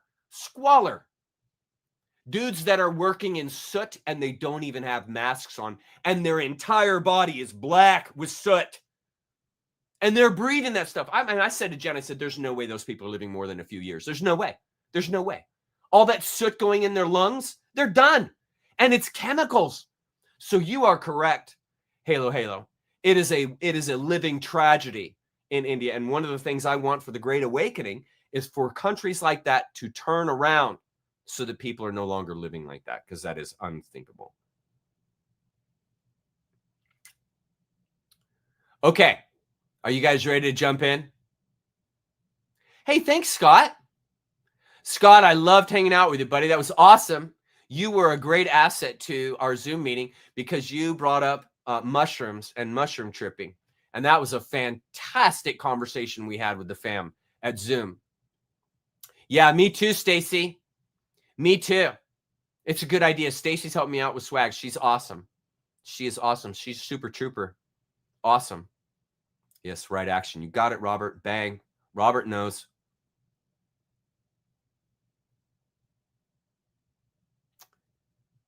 It's bad. It's so sad. It's so sad. It's so incredibly sad. Okay, here we go. True that. I don't know if I would never equate myself to my father's talent ever in a million years, but I will agree with you here. For a ministry that is uniquely yours, that is exactly right. Because my dad would have nothing to do with this, man. Nothing. What an interesting statement, King Gerbo. Thanks, King. What an interesting statement. Yeah, you are exactly right, Cat Kiss. British occupation. You are exactly right. You are exactly right, Cat Kiss. This is what I love about the fam. They know. You guys know this stuff, and that's so important. You guys are not walking into this rookies. You guys know what's going on, what time it is. You guys have done research. I'm telling you. Okay, well, let's start. I'm talking too much. Let's start the thing. Yeah, it was awesome, Brenda. Okay, let's start the assets. Here we go. So we are in Zen. Let's begin with our first slide. Here we go. Are you guys ready? I'm excited. Buddhism basics. Buddhism emerged over 2,500 years ago. It is a profound exploration of human suffering and liberation, a path Alan Watts cherished for its practicality and applicability. It began in ancient India's Ganges plain around the 5th century BCE. Siddhartha Gautama, that was the Buddha's original name, son of King Suddhodana. Sorry, I just can't pronounce these words. And Queen Maya Devi. He was born in Lumbini, modern Nepal, to the Shakya clan, possibly oligarchic, and grew up in the kingdom of Kapilavastu. And remember, the Buddha was the son of a king, okay? This is his kingdom. He is growing up in opulence. Moved by suffering, which I told you guys the story, dukkha, birth, aging, and death, he renounced palace life at 29. Studying under meditation teachers like Kalama, he mastered formless states, but found them incomplete. severe asceticism followed. These are the gentlemen that are starving themselves, only eating a grain of rice a day, that kind of a thing followed.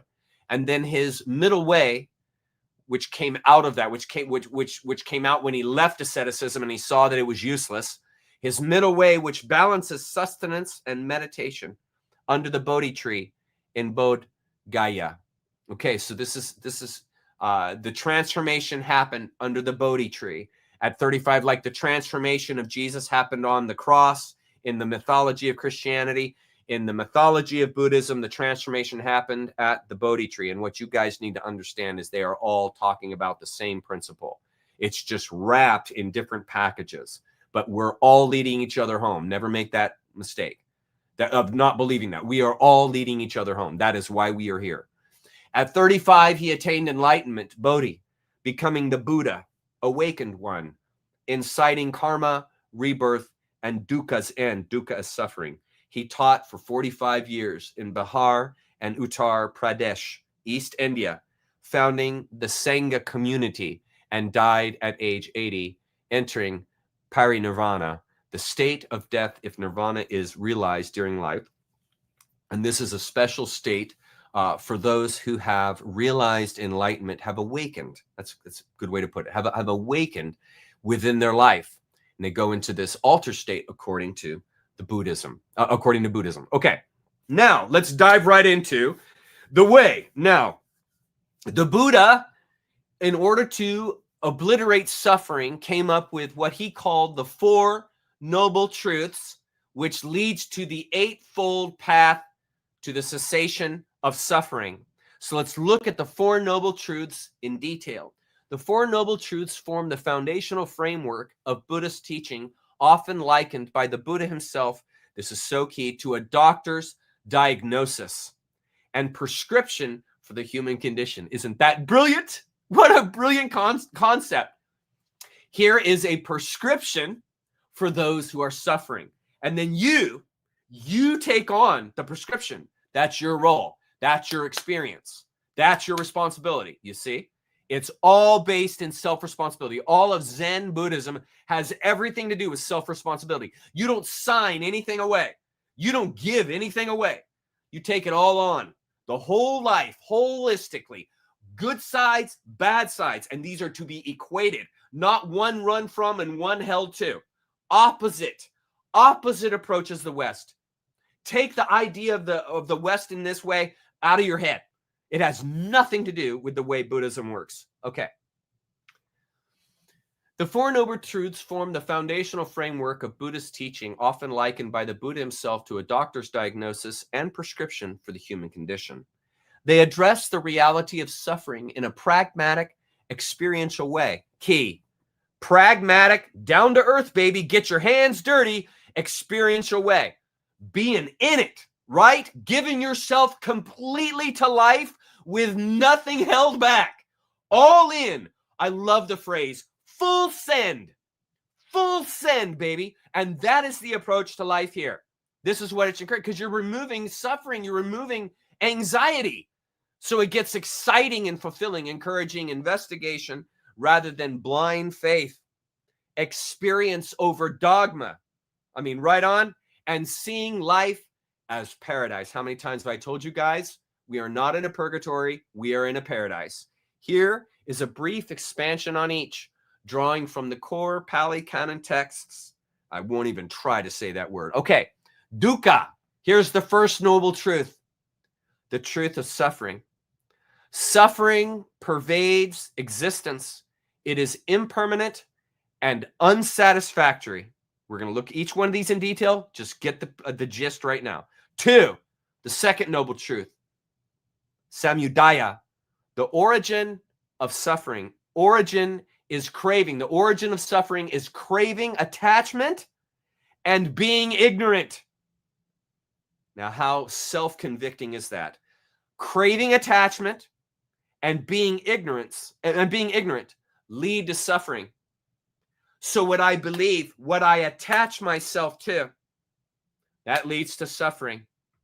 Here, craving.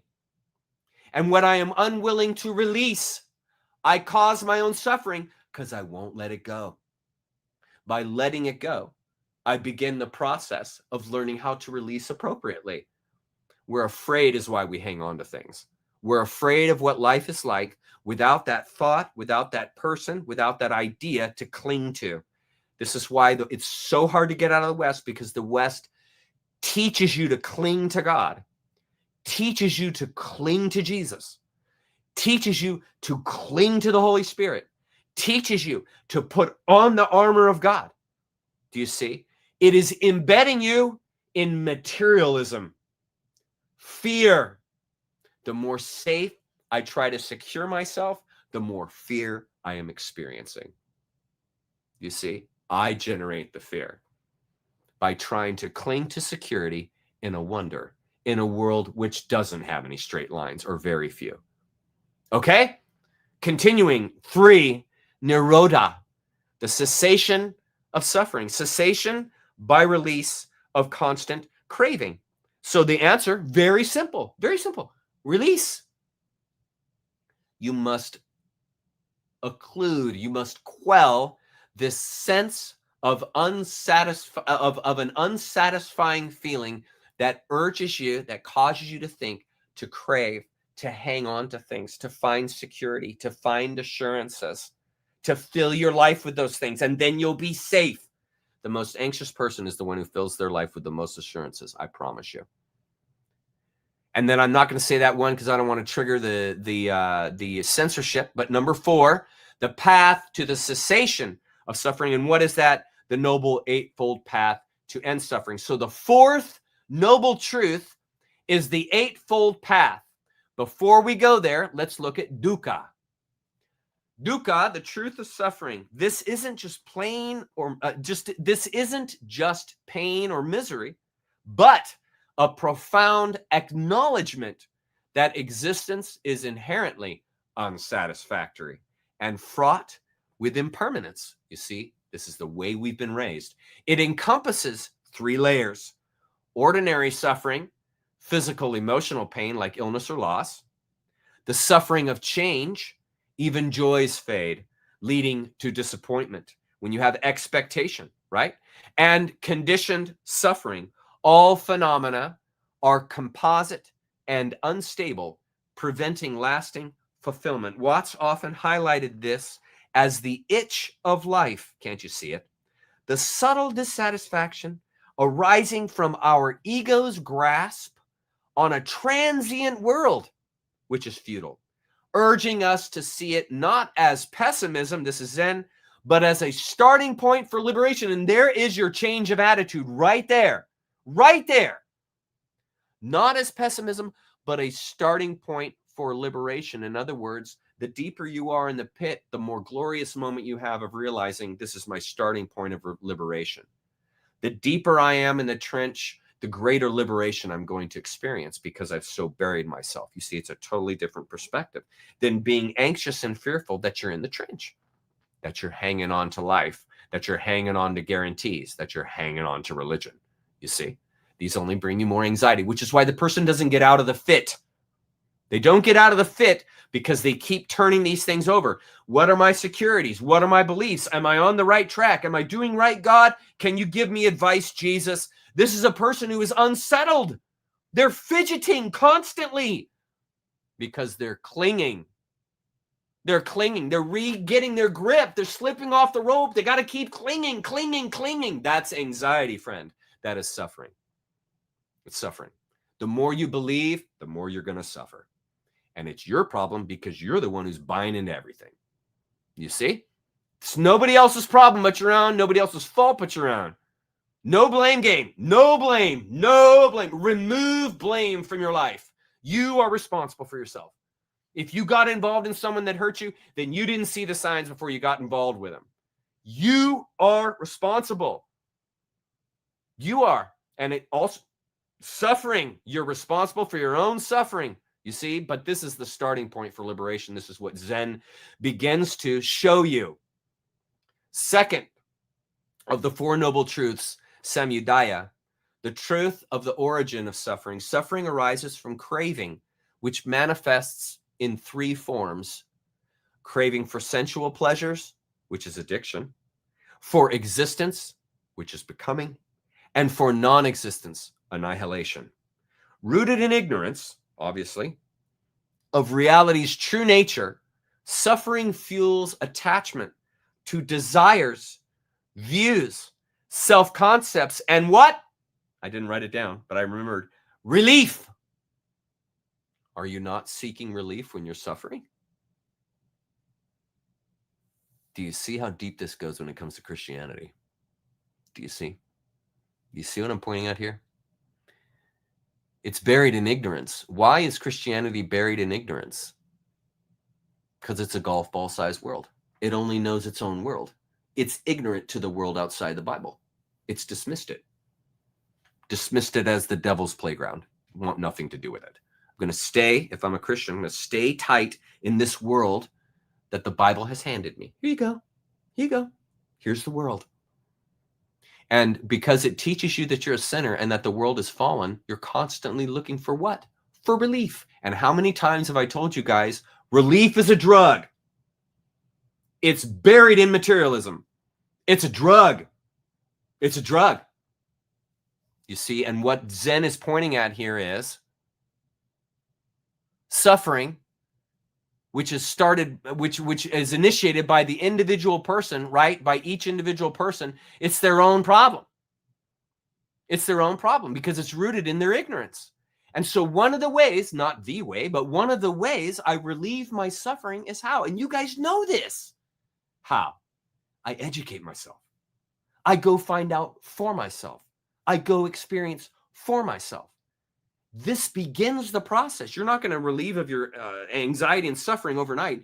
It's a process, just like going to a counselor. It's a process of psychology you have to work through. And it's the same thing here. It's a psychology of behavior.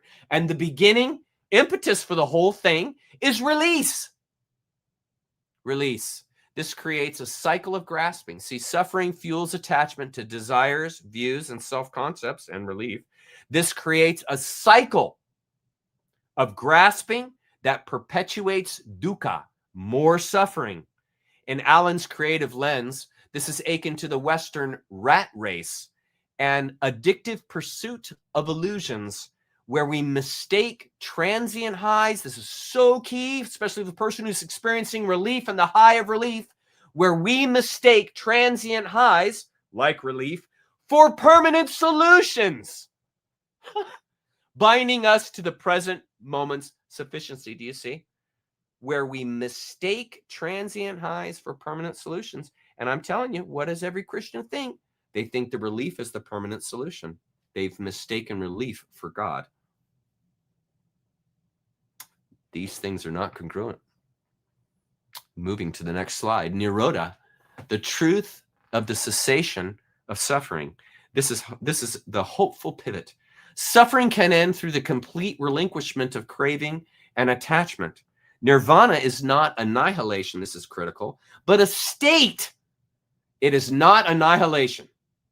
It is a state of profound peace where the poisons of desire, aversion, and ignorance are extinguished. You see how simple it gets when you start getting closer and closer to it. Do you see how it clarifies to you? Watts described this poetically as waking up.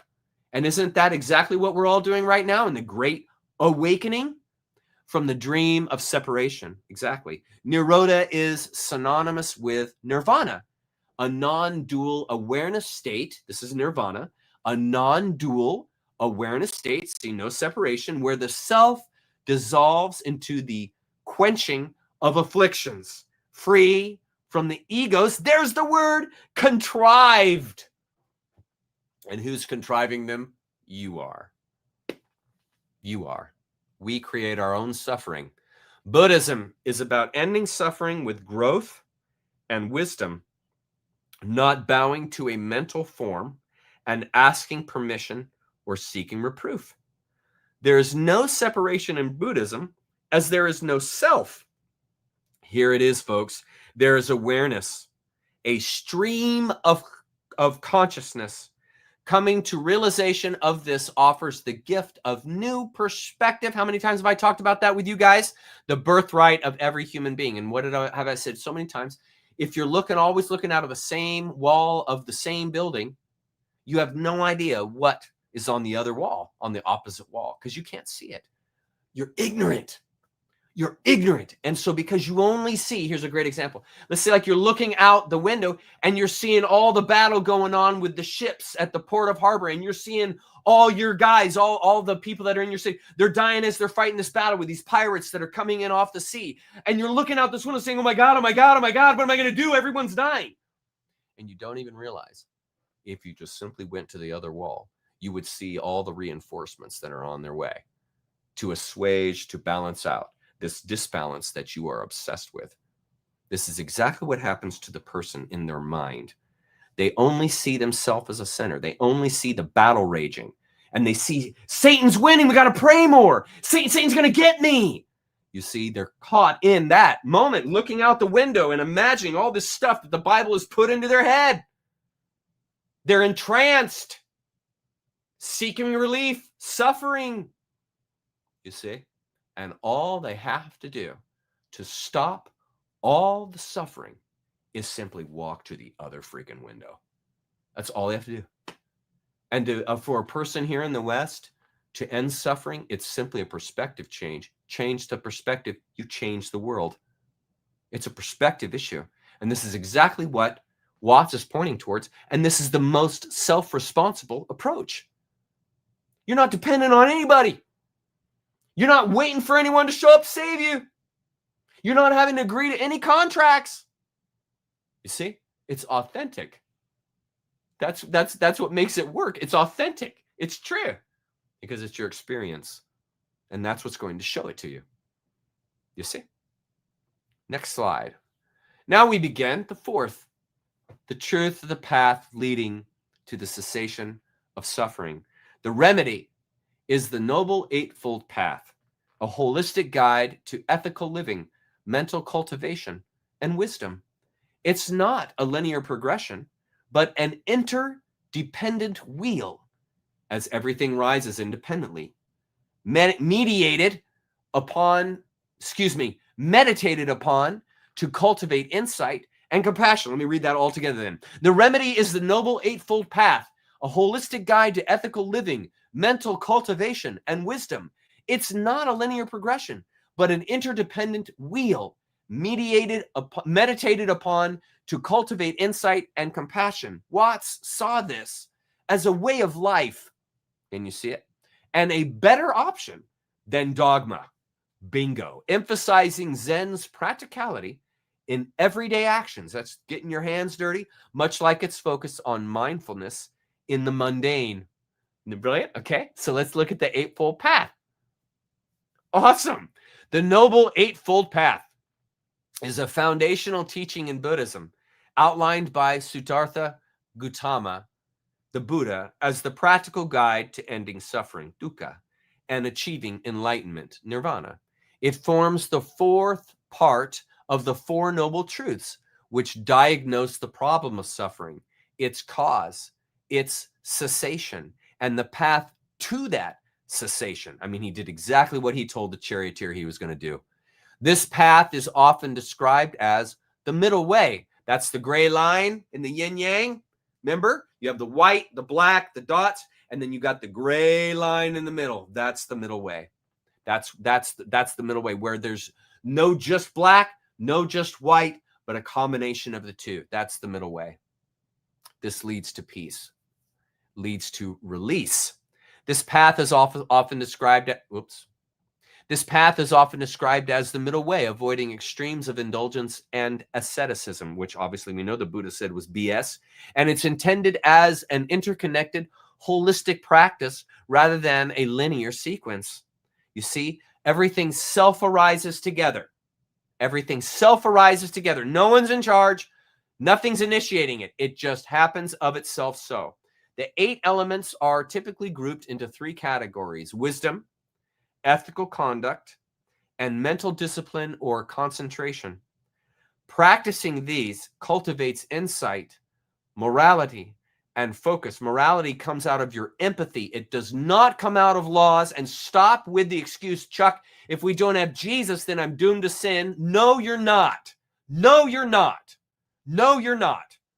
Morality, appropriate behavior, these come out of identity. They come out of compassion. They don't come out of words and laws. My moral behavior is going to come out of my empathy, my love for others. And so therefore, the more love I cultivate with others, the more empathy I generate, and we begin to solve the problem, you see? We begin to solve the problem through self-realization, you see? Realizing that all the morality is already in me. My ethic is already, I'm born with it. It's called humanness. Humanness. And we've been taught here in the West to hate the human. Really? You're a sinner. Really? You're a carbogen, dirty carbogen. You are a waste of time, pal. You are just doing nothing but afflicting the earth. You see, that's the way we've been brought up in the West, because we've all been abused by the KM who had this program, you see, who developed this program to screw people in the literal sense in every way, leading to liberation from anxiety, the cycle of rebirth, and the realization of ultimate truth. That which cannot be taught, only understood. That should make total sense to you guys. Now we'll continuing here. We're going to look at the Eightfold Path. Don't worry, we're on it right now. The path is cyclical and interdependent. Progress in one area supports the others, leading to gradual awakening. See, I remember I said earlier, it's a slow process. According to the Buddha, following it diligently ends the cycle of suffering and attains enlightenment, as he taught in his first sermon after his own awakening. In practice, it's often explored through meditation retreats, ethical living, and study under teachers in traditions like Theravada, Mahayana, and Zen. Now looking at the beginning 2 of the Eightfold Path. The Noble Path to Enlightenment is divided into 3 subgroups: wisdom, ethical conduct, and mental discipline, and these are divided into the 8 paths to the cessation of suffering. Wisdom. These 8 aspects develop understanding of reality as it truly is. I mean, would you want it any other way but authentic? Including the impermanence of all things, the nature of suffering, and the illusion of a permanent self. Those are all illusions. Right view. Seeing things as they really are, grasping the 4 noble truths, karma and interdependence. It's the foundation, like a clear lens on life's truths. Okay, so right view, perspective. And what are we always working on here, guys? Perspective. Widening our perspective, because that awakens us. Why? Because it kills ignorance. The wider my perspective, the wiser I am becoming, because I'm opening my perspective. I'm opening my eyes to a bigger and bigger and bigger world. And this makes me more and more appropriate. Right view, right intention, cultivating thoughts of renunciation, goodwill, and harmlessness, obviously compassion, free from greed, hatred, or delusion. So what is your intention? If your intention is making tons of money, you're following an empty path. Even though having lots of money is a lot of fun, it doesn't fulfill your spirit. It does not fulfill your spirit. But sharing with others, helping others, using your financial worth to help others and lift others, that's fantastic. See, this is how you turn it around from being something greedy where you're trying to collect. And now it's like, hey, I'm happy to collect, but I want to give it away. I'm going to give it to those who are suffering. I want to be part of the flow. I don't just want to capture all this money and stick it in a bank until the day I die. And then God knows who gets it at that point, you see. Put it to use, put it to the flow, you see. And this awakens you. It awakens your compassion.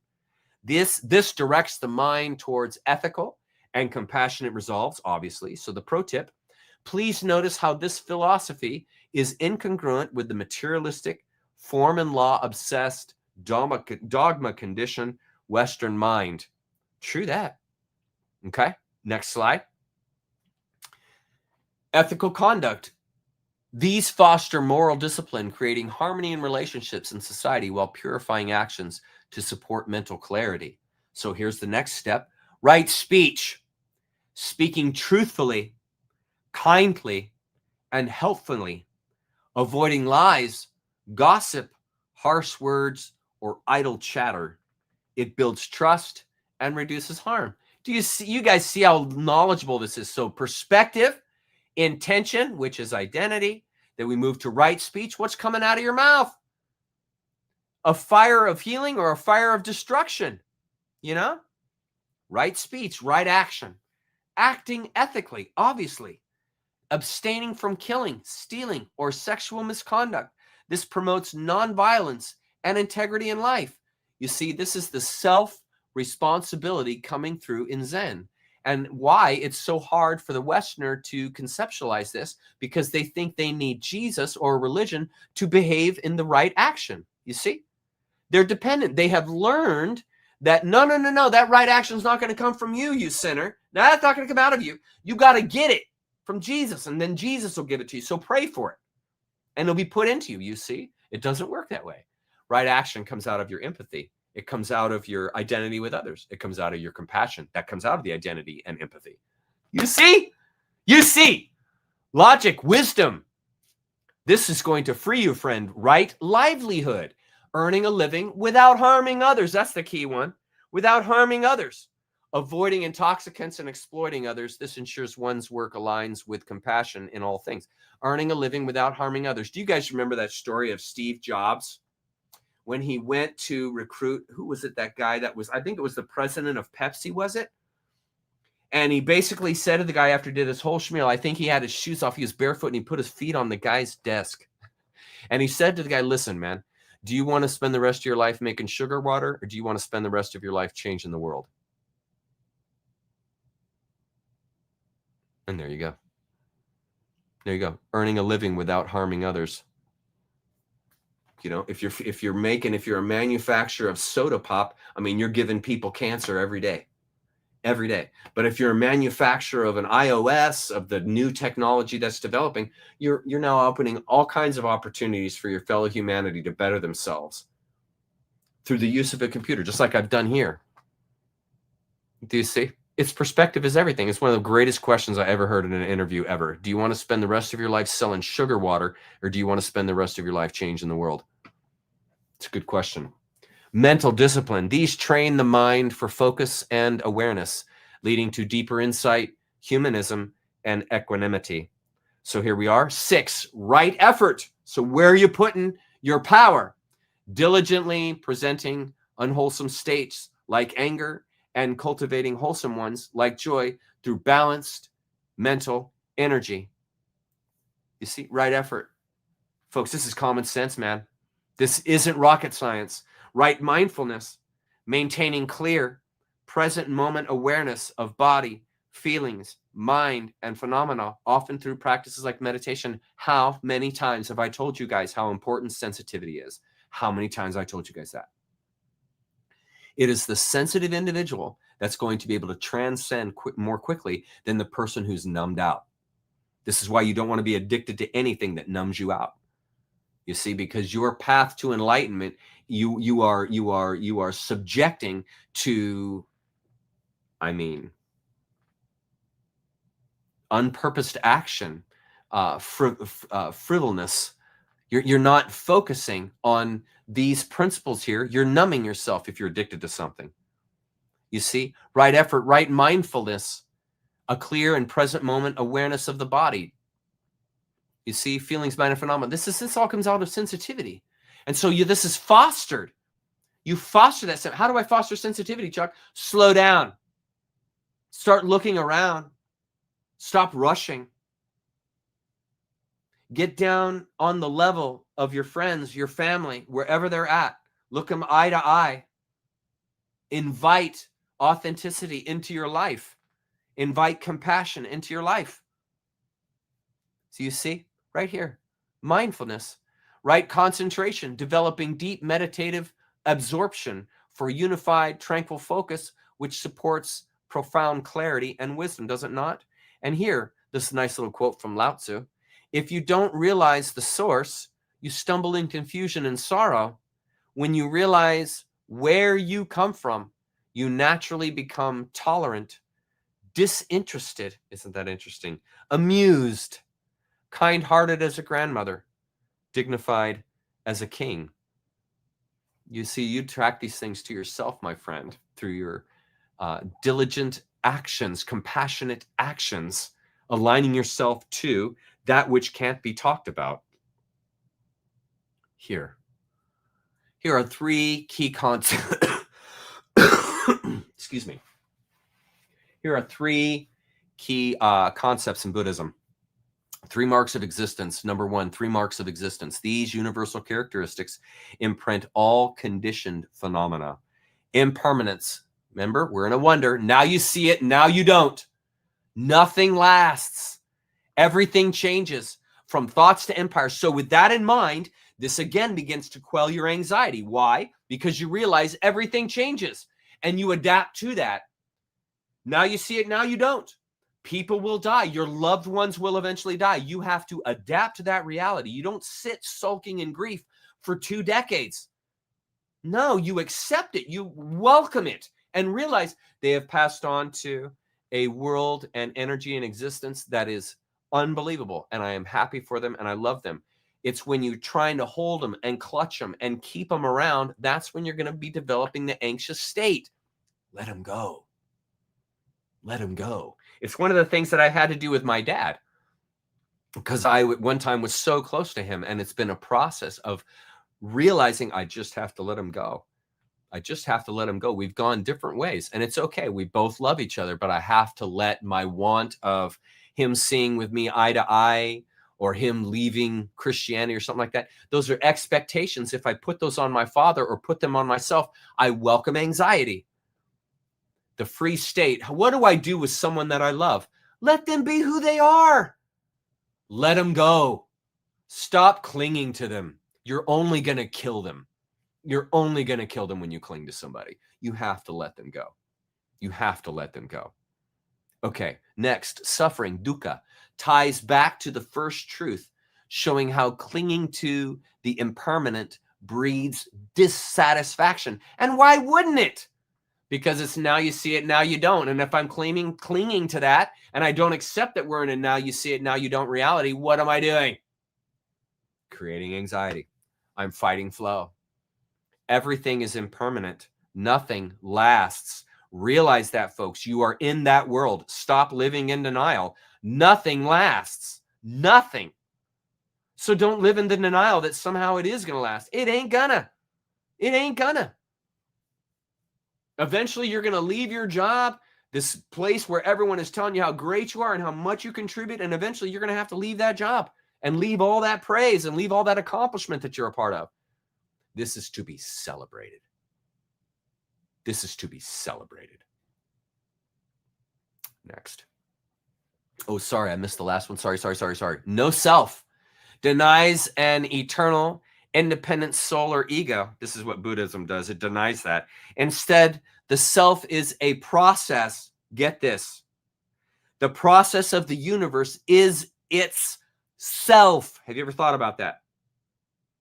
The process itself is the self of 5 aggregates: form, feeling, formations, perception, and consciousness, all arising dependently. Watts loved this for debunking the isolated ego myth, likening non-self to waves on an ocean, distinct yet inseparable from the whole. Maybe the greatest example ever of the consciousness you bear as a wave on an ocean, distinct yet inseparable from the whole. And can anything be separated from the whole? No. It just changes energy. Karma and rebirth. Karma means, I don't know why that means karma, means intentional action, volitional relating to the will, urge, deeds of the body, speech or mind that bear fruit in this life or future ones. The idea is that wholesome actions attract positive outcomes. Unwholesome attract negative. And folks, our group here is the perfect example of this. Look, through our persistent love for one another, care for one another, and so on and so forth here in the family, our actions are attracting positive outcomes. And what did I show you at the beginning of the video? Look, positive outcomes. Folks, we're changing lives. And all we're doing is recognizing who we are. No laws are being handed out. No religions are being discussed or handed out that you have to buy into. No contracts. This is simply realization. And what happens when people have a realizing moment? They have these things happen to them. They realize value that they never saw in themselves. It's real. It's real. This stuff is truth, guys. We are saving lives. Watts loved this for debunking the isolated ego myth, likening non-self to waves on an ocean, distinct yet inseparable from the whole. I mean, the greatest example ever. Distinct yet inseparable. And that is us. Sorry, I accidentally sent that slide twice. Okay, the ultimate goal, 3. The ultimate goal is the blowing out of the 3 positions: desire, aversion, ignorance, transcending samsara, the cycle of birth and death.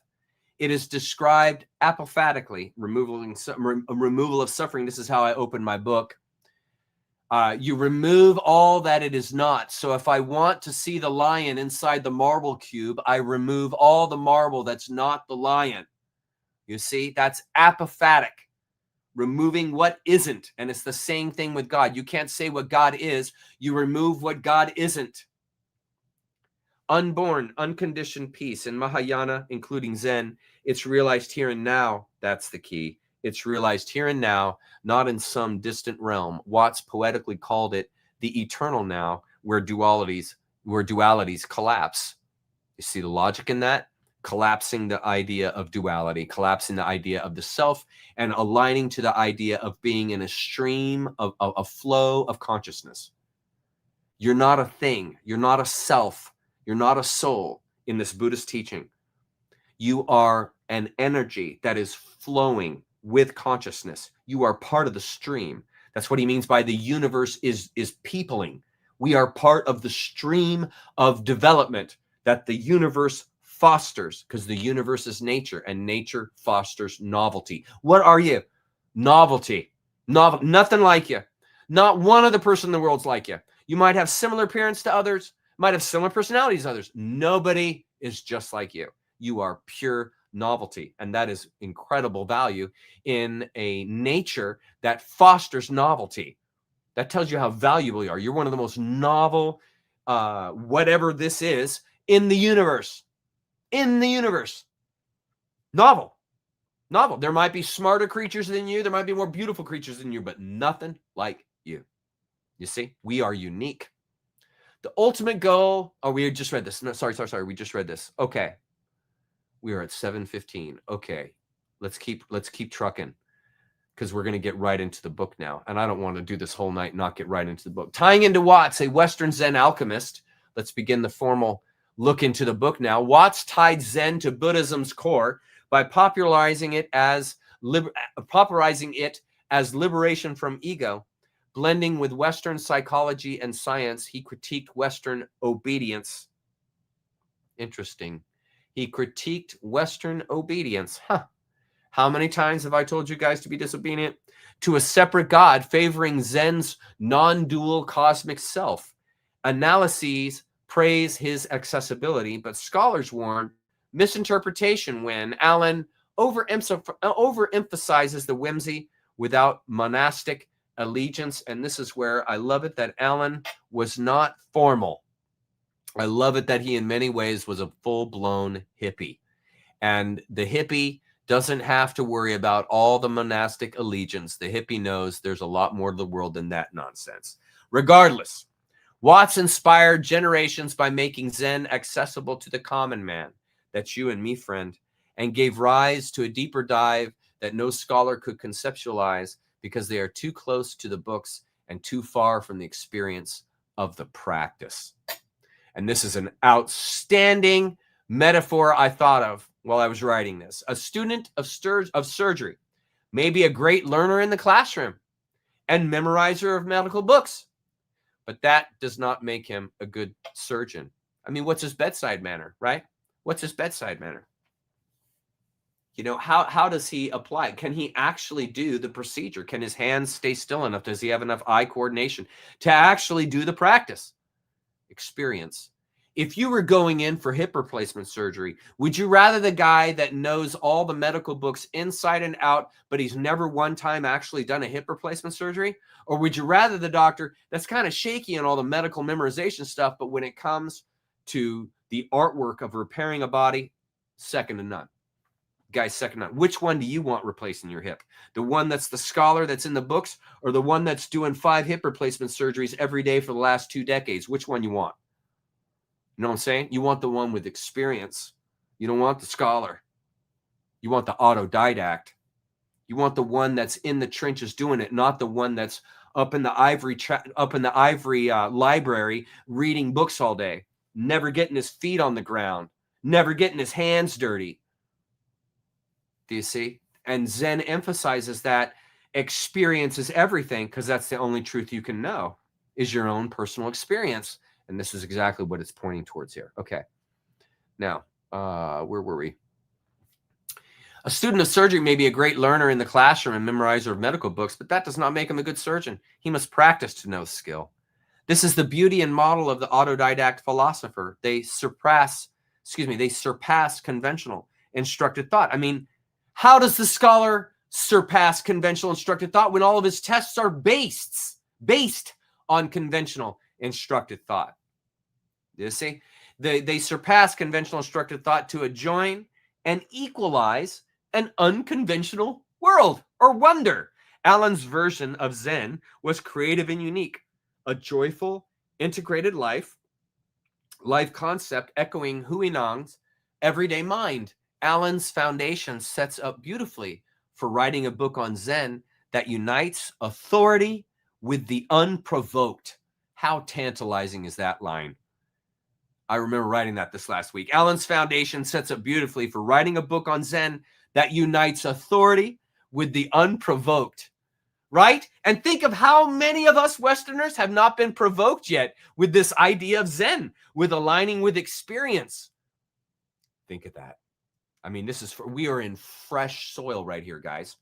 The people that are coming in and seeing this kind of stuff that I'm doing, right? Fresh soil, right? The unprovoked. It's like it's just happening automatically. It's uniting that authority with the unprovoked. I mean, it's absolutely freaking beautiful. Okay, introducing the Way of Zen.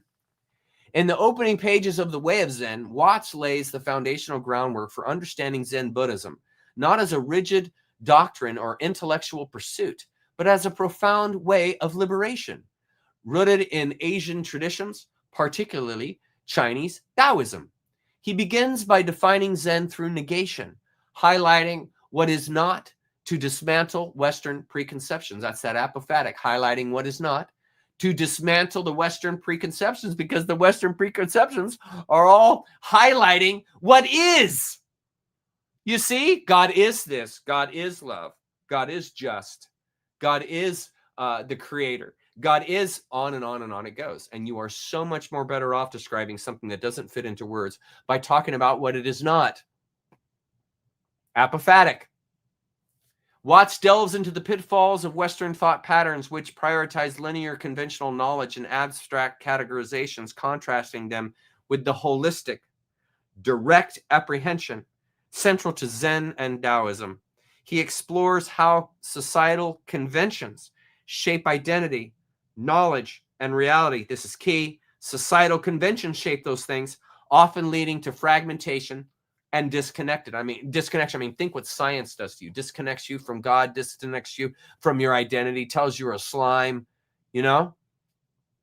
They disconnect and fragment us in position, leading to fragmentation and disconnection, and positions Taoism as a complementary force to Confucianism for restoring natural spontaneity. Chuck, what do you mean by that? Let me tell you. Confucianism and Taoism as complementary forces. Watts contrasts Confucianism, conventional knowledge, ethics, rituals, roles, that's rigor, with Taoism. And what is Taoism? I mean, love it here. Unconventional, direct understanding, experience, novelty, right? Reason. Confucianism socializes us, fitting spontaneity into order, but at the cost of naturalness. This often creates an over rigidity, sometimes leading to addiction or neurosis. This is the person who's caught up in laws, caught up in anxiety, caught up in securities, and they're trying to live a secure world, a secure life in an insecure world, which creates anxiety, which is why you can't put the world into law. And that causes anxiety because it's nature. It's curvy. It's not filled with laws. It's filled with curves. Taoism restores and develops this selfness, not as childish whimsy, but mature freedom. Like I said, here we begin to liberate ourselves, even though we're down in the trenches. Importantly, it's not anti-convention nor revolutions. Liberation means using conventions, material concepts, forms, ideas, without being deceived by them. Like an instrument, not a tyrant. This is the person who, in the mythology, concretizes the form. They've concretized the form into time, and that is inappropriate because this deeper truth does not fit into time or form. See? Then that causes deception because you are forcing the world into time and form. That's what a tyrant does. A tyrant walks into nature and says, nature, you got it wrong here, man. This whole thing's fallen. You got it wrong. And there's problems with us. You messed up in our design. We got too many problems. You see, and this is the person who's the tyrant. Because they're telling nature, the very thing that formed them, they're telling nature, no, you got it wrong. I got to be saved, man. You set me up bad here. I got to be saved. We're screwed in this purgatory. And we don't see it as a paradise. You see, a tyrant calls the earth a purgatory.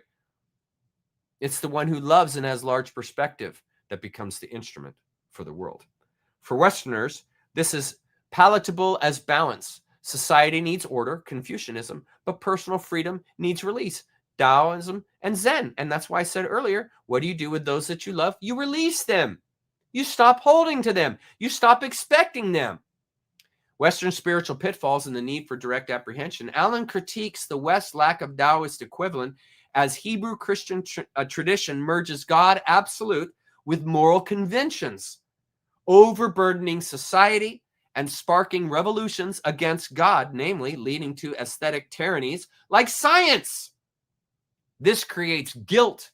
Conflicting with the convention feels like rejecting the divine. How many of you people feel that way as you're leaving Christianity? You feel guilt. You feel conflicting with, you're conflicted with convention, and it feels like rejecting the divine. You see, because we have been brought up with the idea that our convictions in life are tied directly to the divine, and they're not. They're your convictions based on your experience and your truth, which is why they will be appropriate, because you become more and more humane. The more you experience, the more compassion you offer, the more identity you realize with others. Revolutions absolutize relative concepts, thus committing idolatry. The throne is vacant without direct, absolute experience beyond conventions. Absolute isn't abstract or supernatural, but concentrated, concretized, yet not merely material or classified biological. Taoism's Tao is spontaneous reality, apprehended directly, not via imagined sequential thoughts and events. We already have non-verbal knowledge. Exactly.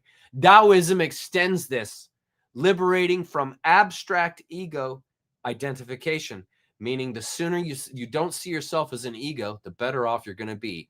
Overall pattern, Zen Taoism offers a view where self and world are processy, freeing Western minds from fragmented, guilt-laden conventionalism towards a holistic, direct living in the now. How great is that?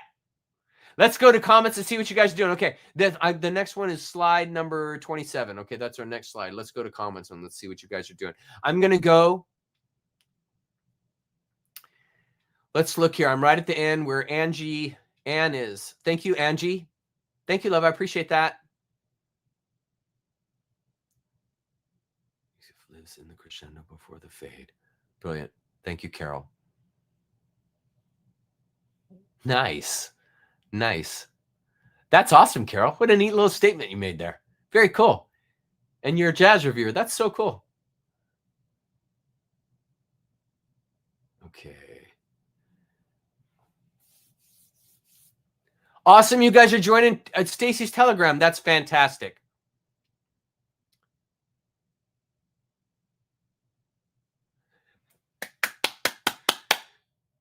I love you, Fortune.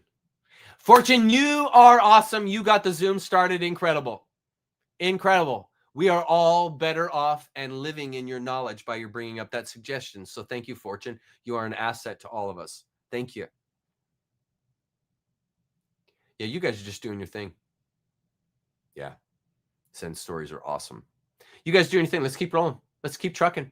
I'll come back in a few minutes and let's see how many pages we can get through here. And then we'll just start up the next one on the page we stopped on. So right now, this was the next slide. Critiquing Western religious traditions, particularly the Hebrew Christian fusion of the absolute with moral codes, Watts argues absolutes create unnecessary guilt and rebellion. Follow, guys. If you're looking for ways, exit strategies for leaving a religion, right now he's showing it to you in regards to Christianity. Watts argues absolutes create unnecessary guilt and rebellion. Proposing Zen Taoism is a model for direct, that's it right there, direct. What do we want? Direct experience. Nonverbal engagement with reality to liberate the mind from ego-bound abstractions.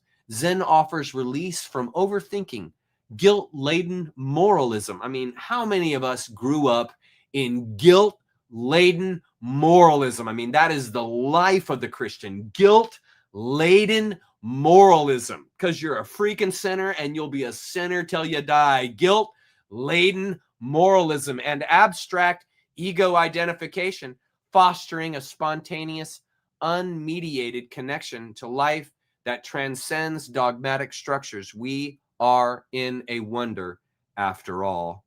This approach makes Zen's complexity more palatable for Western minds, revealing patterns of fluidity, holism, and direct experience as antidotes to rigid theistic frameworks.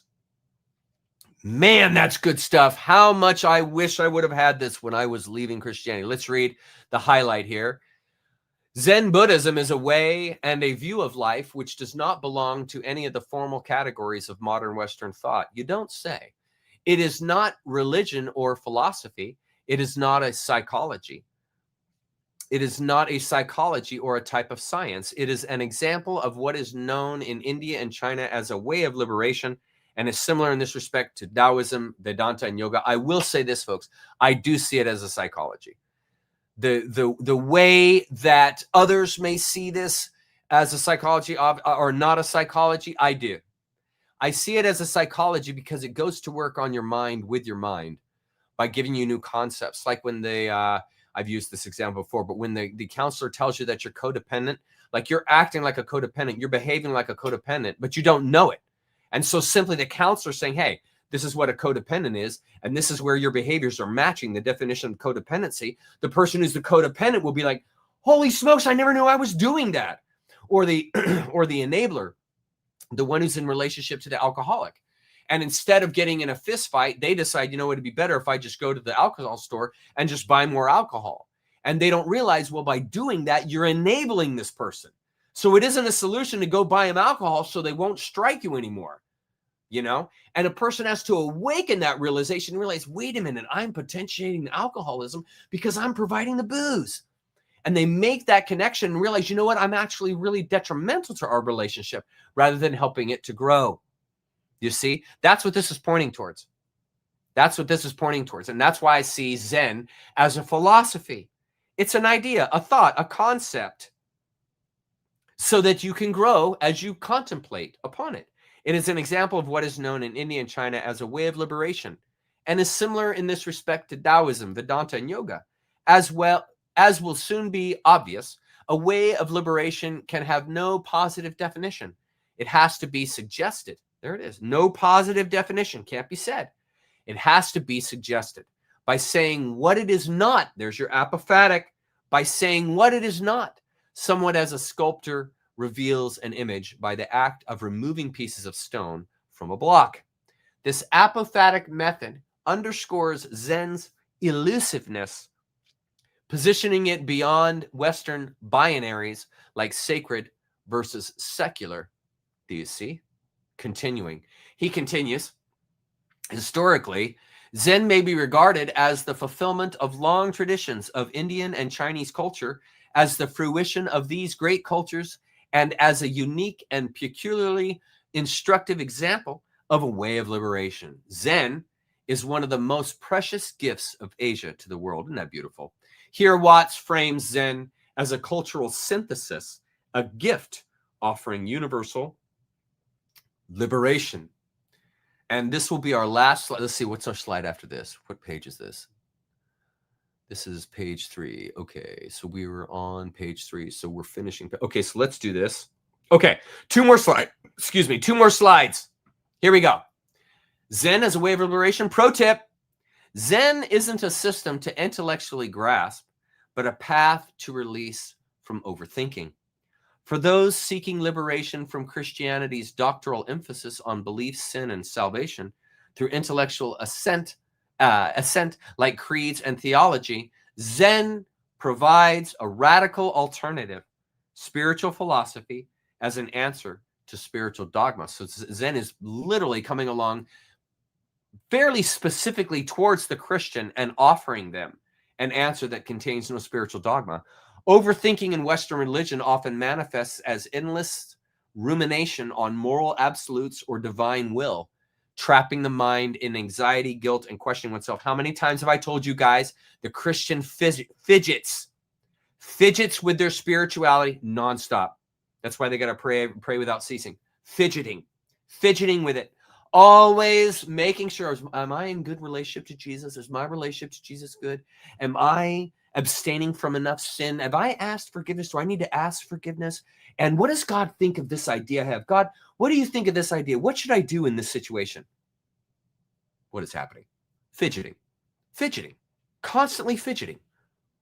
Overthinking in Western religion often manifests as endless rumination on moral absolutes or divine will, trapping the mind in anxiety, guilt, and questioning oneself. A sinner cannot trust themselves and cannot be trusted. That's that double negative I've explained to you guys. Zen is a way of liberation from such nonsense by inviting release, by negating grasping. There it is again. Release. Let go of that grasp, baby.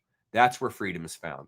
Much like the sculptor's removal of stone to reveal the form inside, Zen clears away mental clutter to reveal the innate freedom in us all. I mean, heck yeah, man.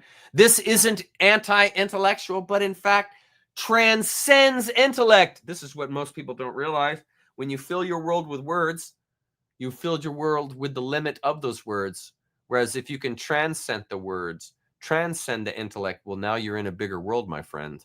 That's called direct experiences like Satori, enlightenment, and these bypass conceptual loops that are what words are, allowing one to live spontaneously without the burden of religious overanalysis. Bang. That was an awesome slide. And here's the last one, and then we're going to chat, and we're going to finish tonight in chat. Last page. Watts writes, the origins of Zen are as much Taoist as Buddhist, and because its flavor is so peculiarly Chinese, it may be best to begin by inquiring into its Chinese ancestry, which we've been doing, illustrating at the same time what is meant by a way of liberation by the example of Taoism. This pivots Taoism as a lens for Zen. That's key for y'all that are just learning Zen. Taoism is a lens for Zen. Much of the difficulty and mystification which Zen presents to the Western student is the result of his unfamiliarity with Chinese ways of thinking, ways which differ startlingly from our own and which are, for that very reason, of special value to us in attaining a critical perspective upon our own ideas. And there it is.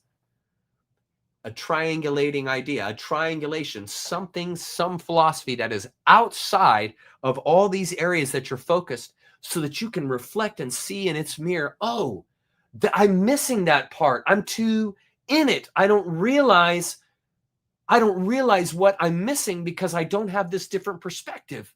And this is what Zen is saying. This is what Alan is saying here. Zen offers this alternate perspective that the person who's caught up in words will never have access to, because they think the answer is in the words. They think the answers are in the book, and they don't realize, no, friend, the answers are in you. And you realize them through your experiences, both good and bad, the wonder and the detriment. And this brings you truth. And this is why you can't find truth in words. Foreign thoughts are awakening thoughts. Get it? Sorry, I skipped one part. Which are, for that reason, of special value to us in attaining a critical perspective of our own lives. The problem here is not simply one of mastering different ideas. Key, it's not just mastering different ideas like the scholar, differing from our own, as, say, the theories of Kant differ from those of Descartes, or those of Calvinists from those of Catholics. So the idea here is experience. You certainly can learn, read the books, watch the lectures, that kind of thing. You certainly can. Nothing wrong with that.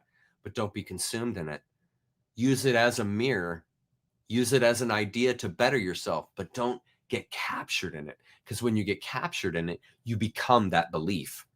You become what it says, and you are to be unique. You did not come here to subscribe to a belief. That's not why you came here. You didn't come here to identify through a religion. That's not why you came here. You didn't come to learn just through science. No, you came here to learn through experience. Yes, science helps. Absolutely.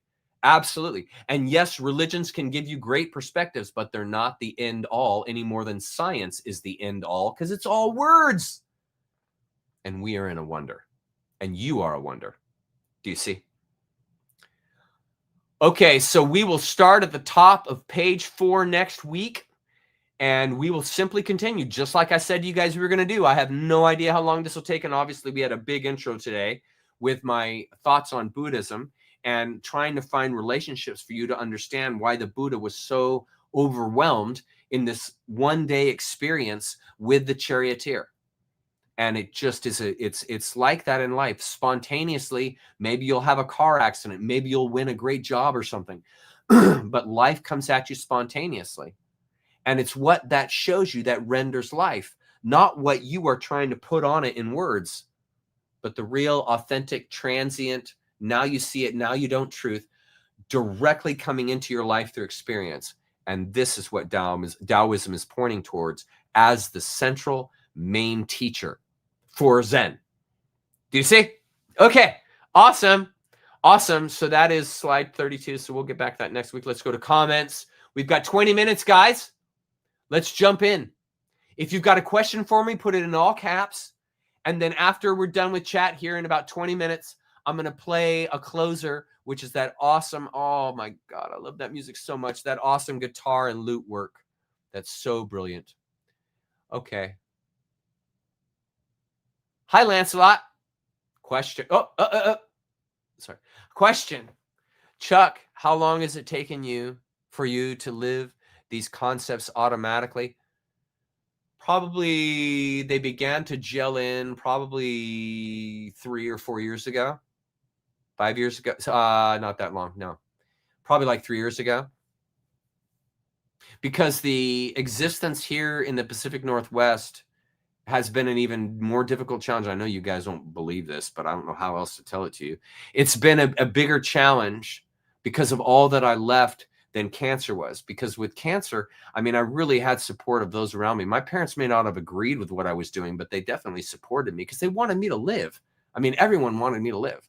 And I had a lot of people around me that were offering verbal support and everything and emotional support and all that stuff, which is very needed. But when we left Texas, I left all that. I left job security. I left all the insurance. I left all the retirement. I left all the, all the stuff, all the recognition of my job, the accolades that I received because I did a good job. And so when I left all that, the disillusionment was, you can't even fathom.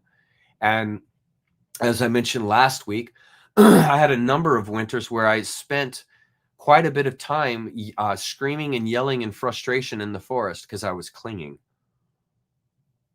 And so I would just be screaming in frustration and anger that life wasn't going how I expected it. And I finally realized it's my planning life, it's my expecting life that's keeping me stuck. These things happen automatically. You give yourself to life, and then it organizes around how you give yourself to it. That's the beauty of nature. It adapts to you. So whatever way you want to take, nature will give that way to you. And so you determine what way you see. You determine the logic and knowledge that's coming out of nature. Okay. And so eventually, for me, it was after you go through enough disillusionment, release, having basically no one to call, no one to text, no job to numb myself in, you're left with just you. And that allows you a tremendous amount of self-searching. And what I discovered was compassion and love comes from within me. It's not something I learn. It's not something I get from a religion. It's something that I foster. It's something that I tease out of myself through awareness, through perspective. And that's the teacher, the awareness and perspective and experience. And it's like, all of a sudden, all of my priorities change. They completely change because you become more and more and more humane.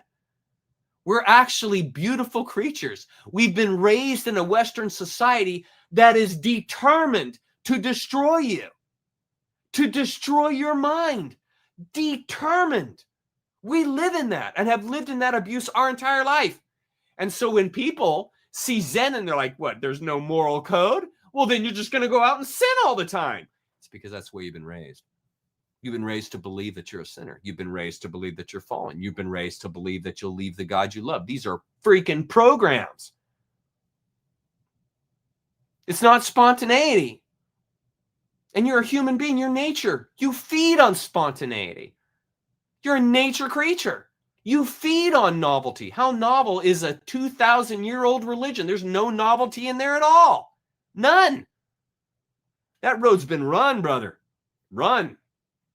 You need new experience. You need your own unique experience away from the dogma, or you're just going to stay trapped in it, man. And so the way you escape that dogma is how that becomes automatic, because you no longer are relying on the words. You're no longer relying on the dogma. You're relying on the intrinsic nature of all things, that which harmonizes and animates all things, which is inside you.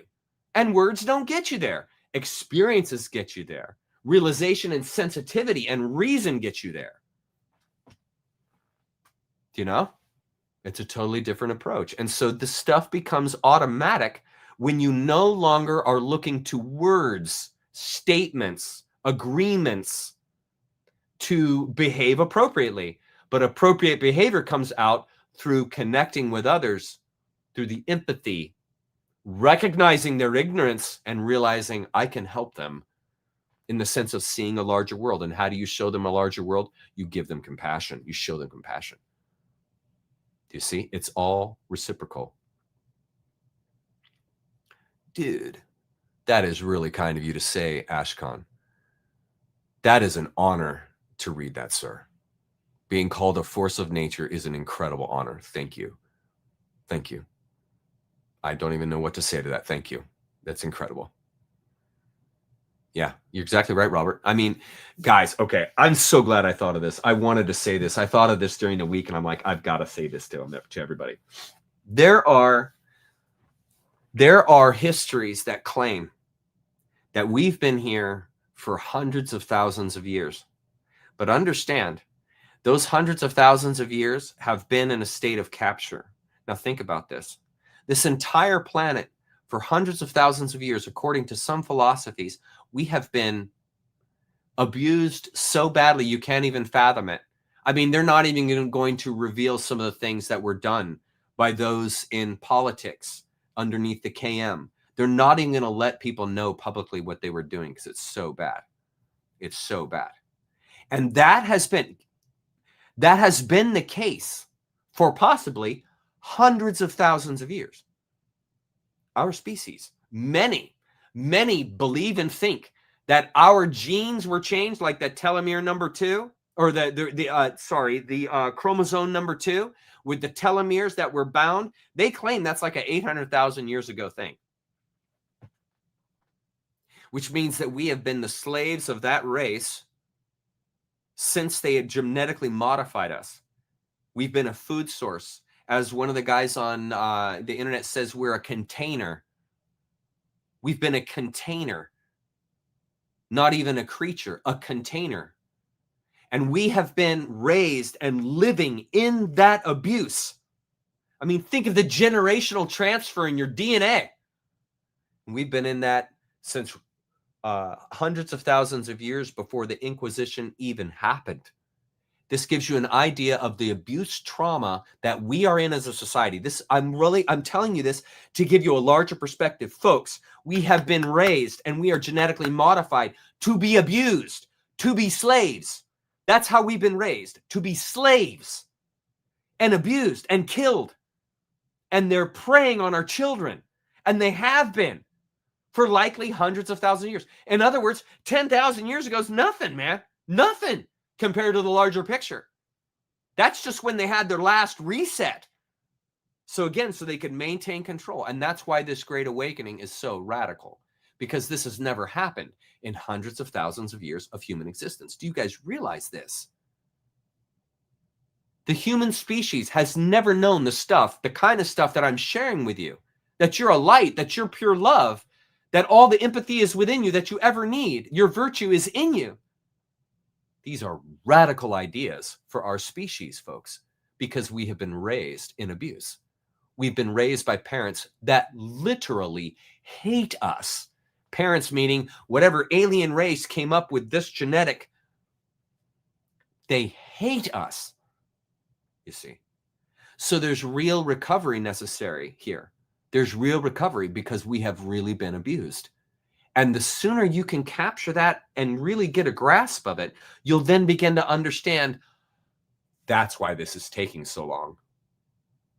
We have indoctrinated people, where the world is filled with indoctrinated people. There are 300 million Christians in America, and every one of them has been indoctrinated with the idea that they're dirty, they need forgiveness, they're going to hell, and the world is fallen, and tribulation's coming. 300 million people in America alone. And they all think that. And they are living under that perspective.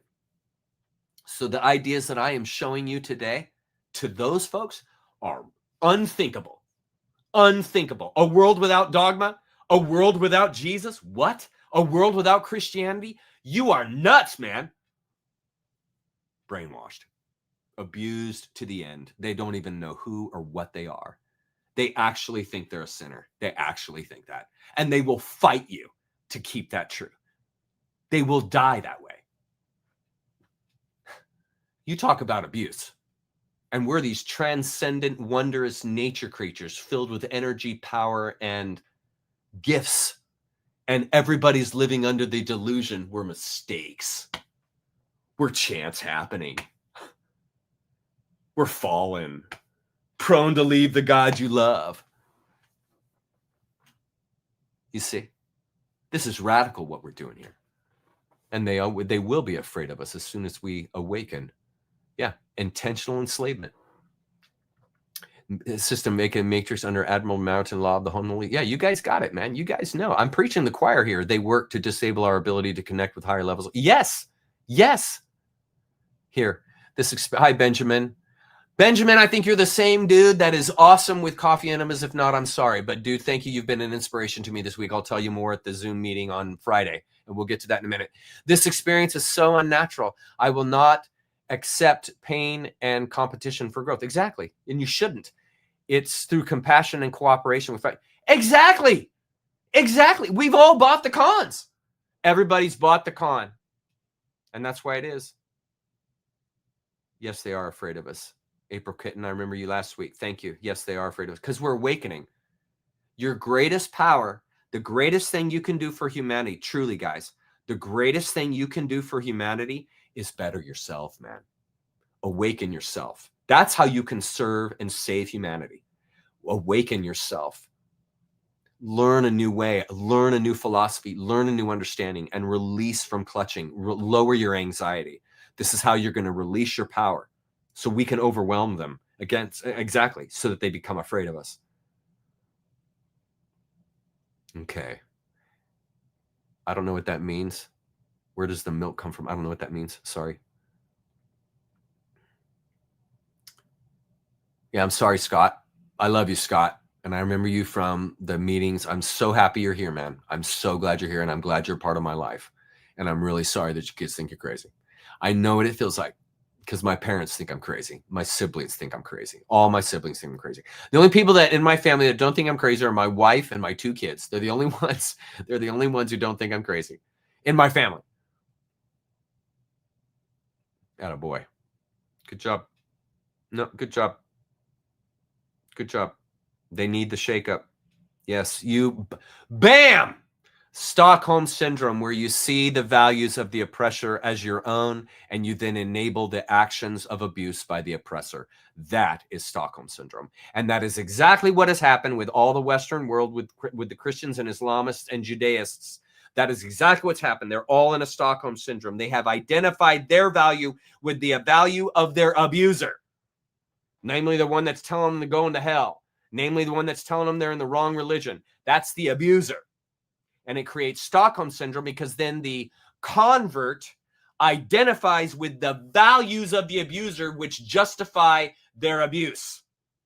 This is classic child abuse, folks. That's exactly how child abuse works. That's why the child won't leave their parent. They're in a Stockholm Syndrome trauma bond with their parent that is abusing them every day. Study Stockholm Syndrome and you will understand Western religion. That's why I wrote an entire chapter in my book on Stockholm Syndrome. I explain the entire thing in my book. The entire thing. Okay. Hi, Tom. I love your being here, Tom. Thanks for being here, buddy. You always have good questions. Okay, Chuck, have you heard Alan Watts explain how Christianity denied spirituality on YouTube? I think I have. It mirrors your illusion. Yeah, I think my models that I used to base my book were based in the way of Zen. Were based in Alan Watts' Taoism. Seriously, because that is what helped me see it.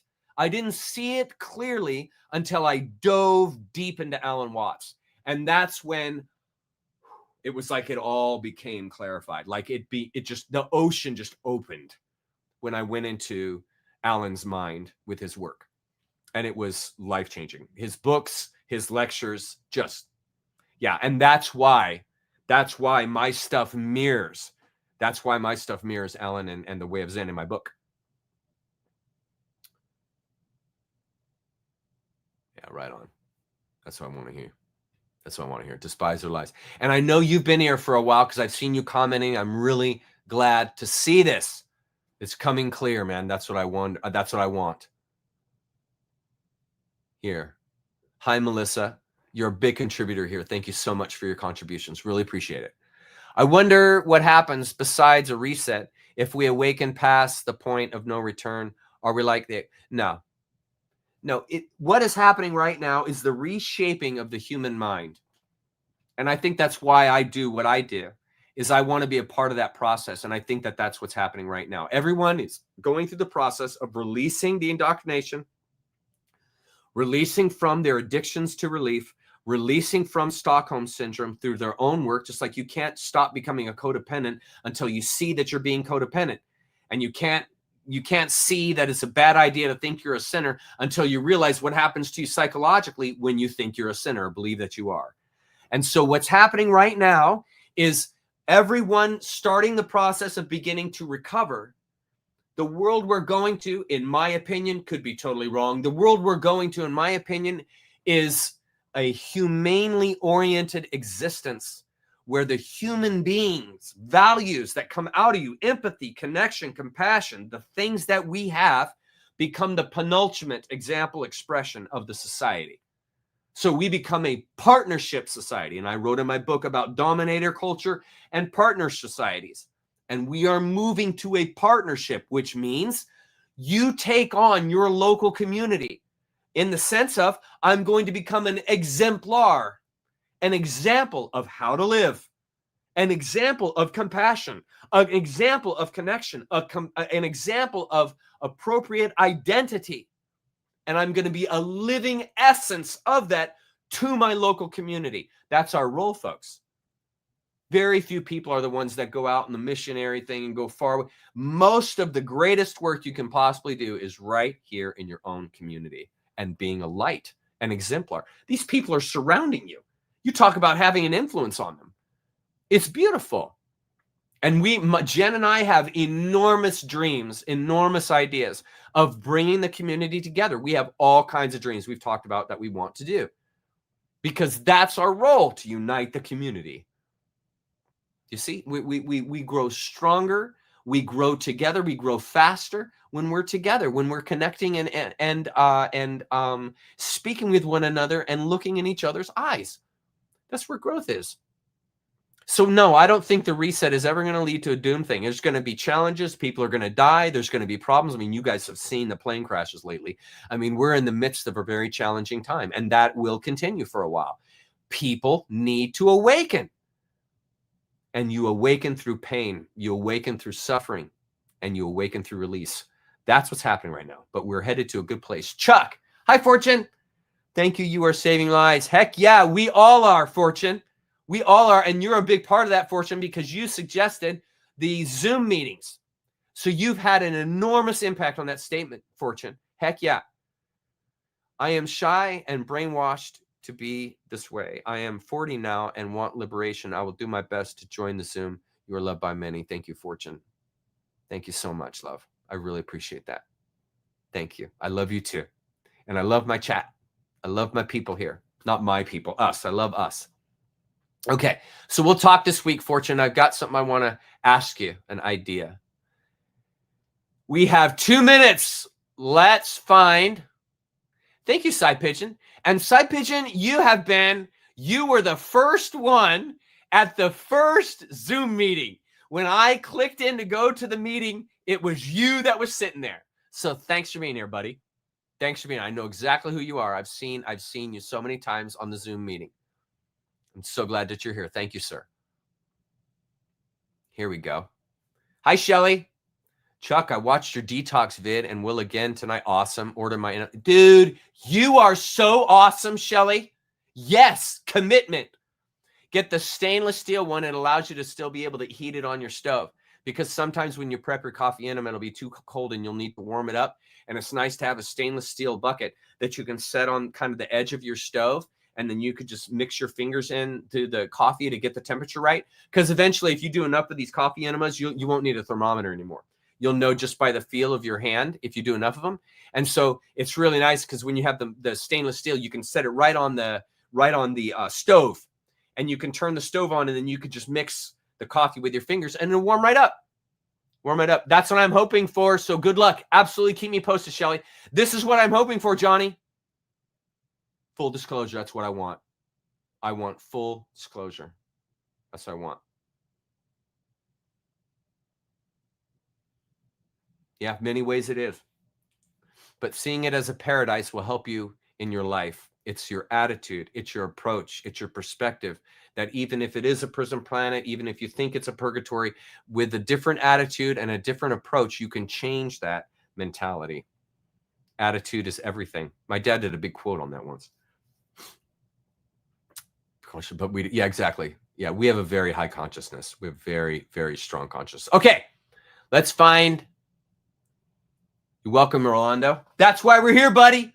We're a team, my friend. We are a team. Me and Chat are the team, man. We are lifesavers. That's what we're doing here. If you guys are wondering what this channel is, we're about saving lives. That's what we're about, Rolando. That's why we're here. Saving lives, changing lives, man. That's what matters. That's what matters. Okay. Anybody got a last question? We're at 8 o'clock right now. What are we gonna finish with?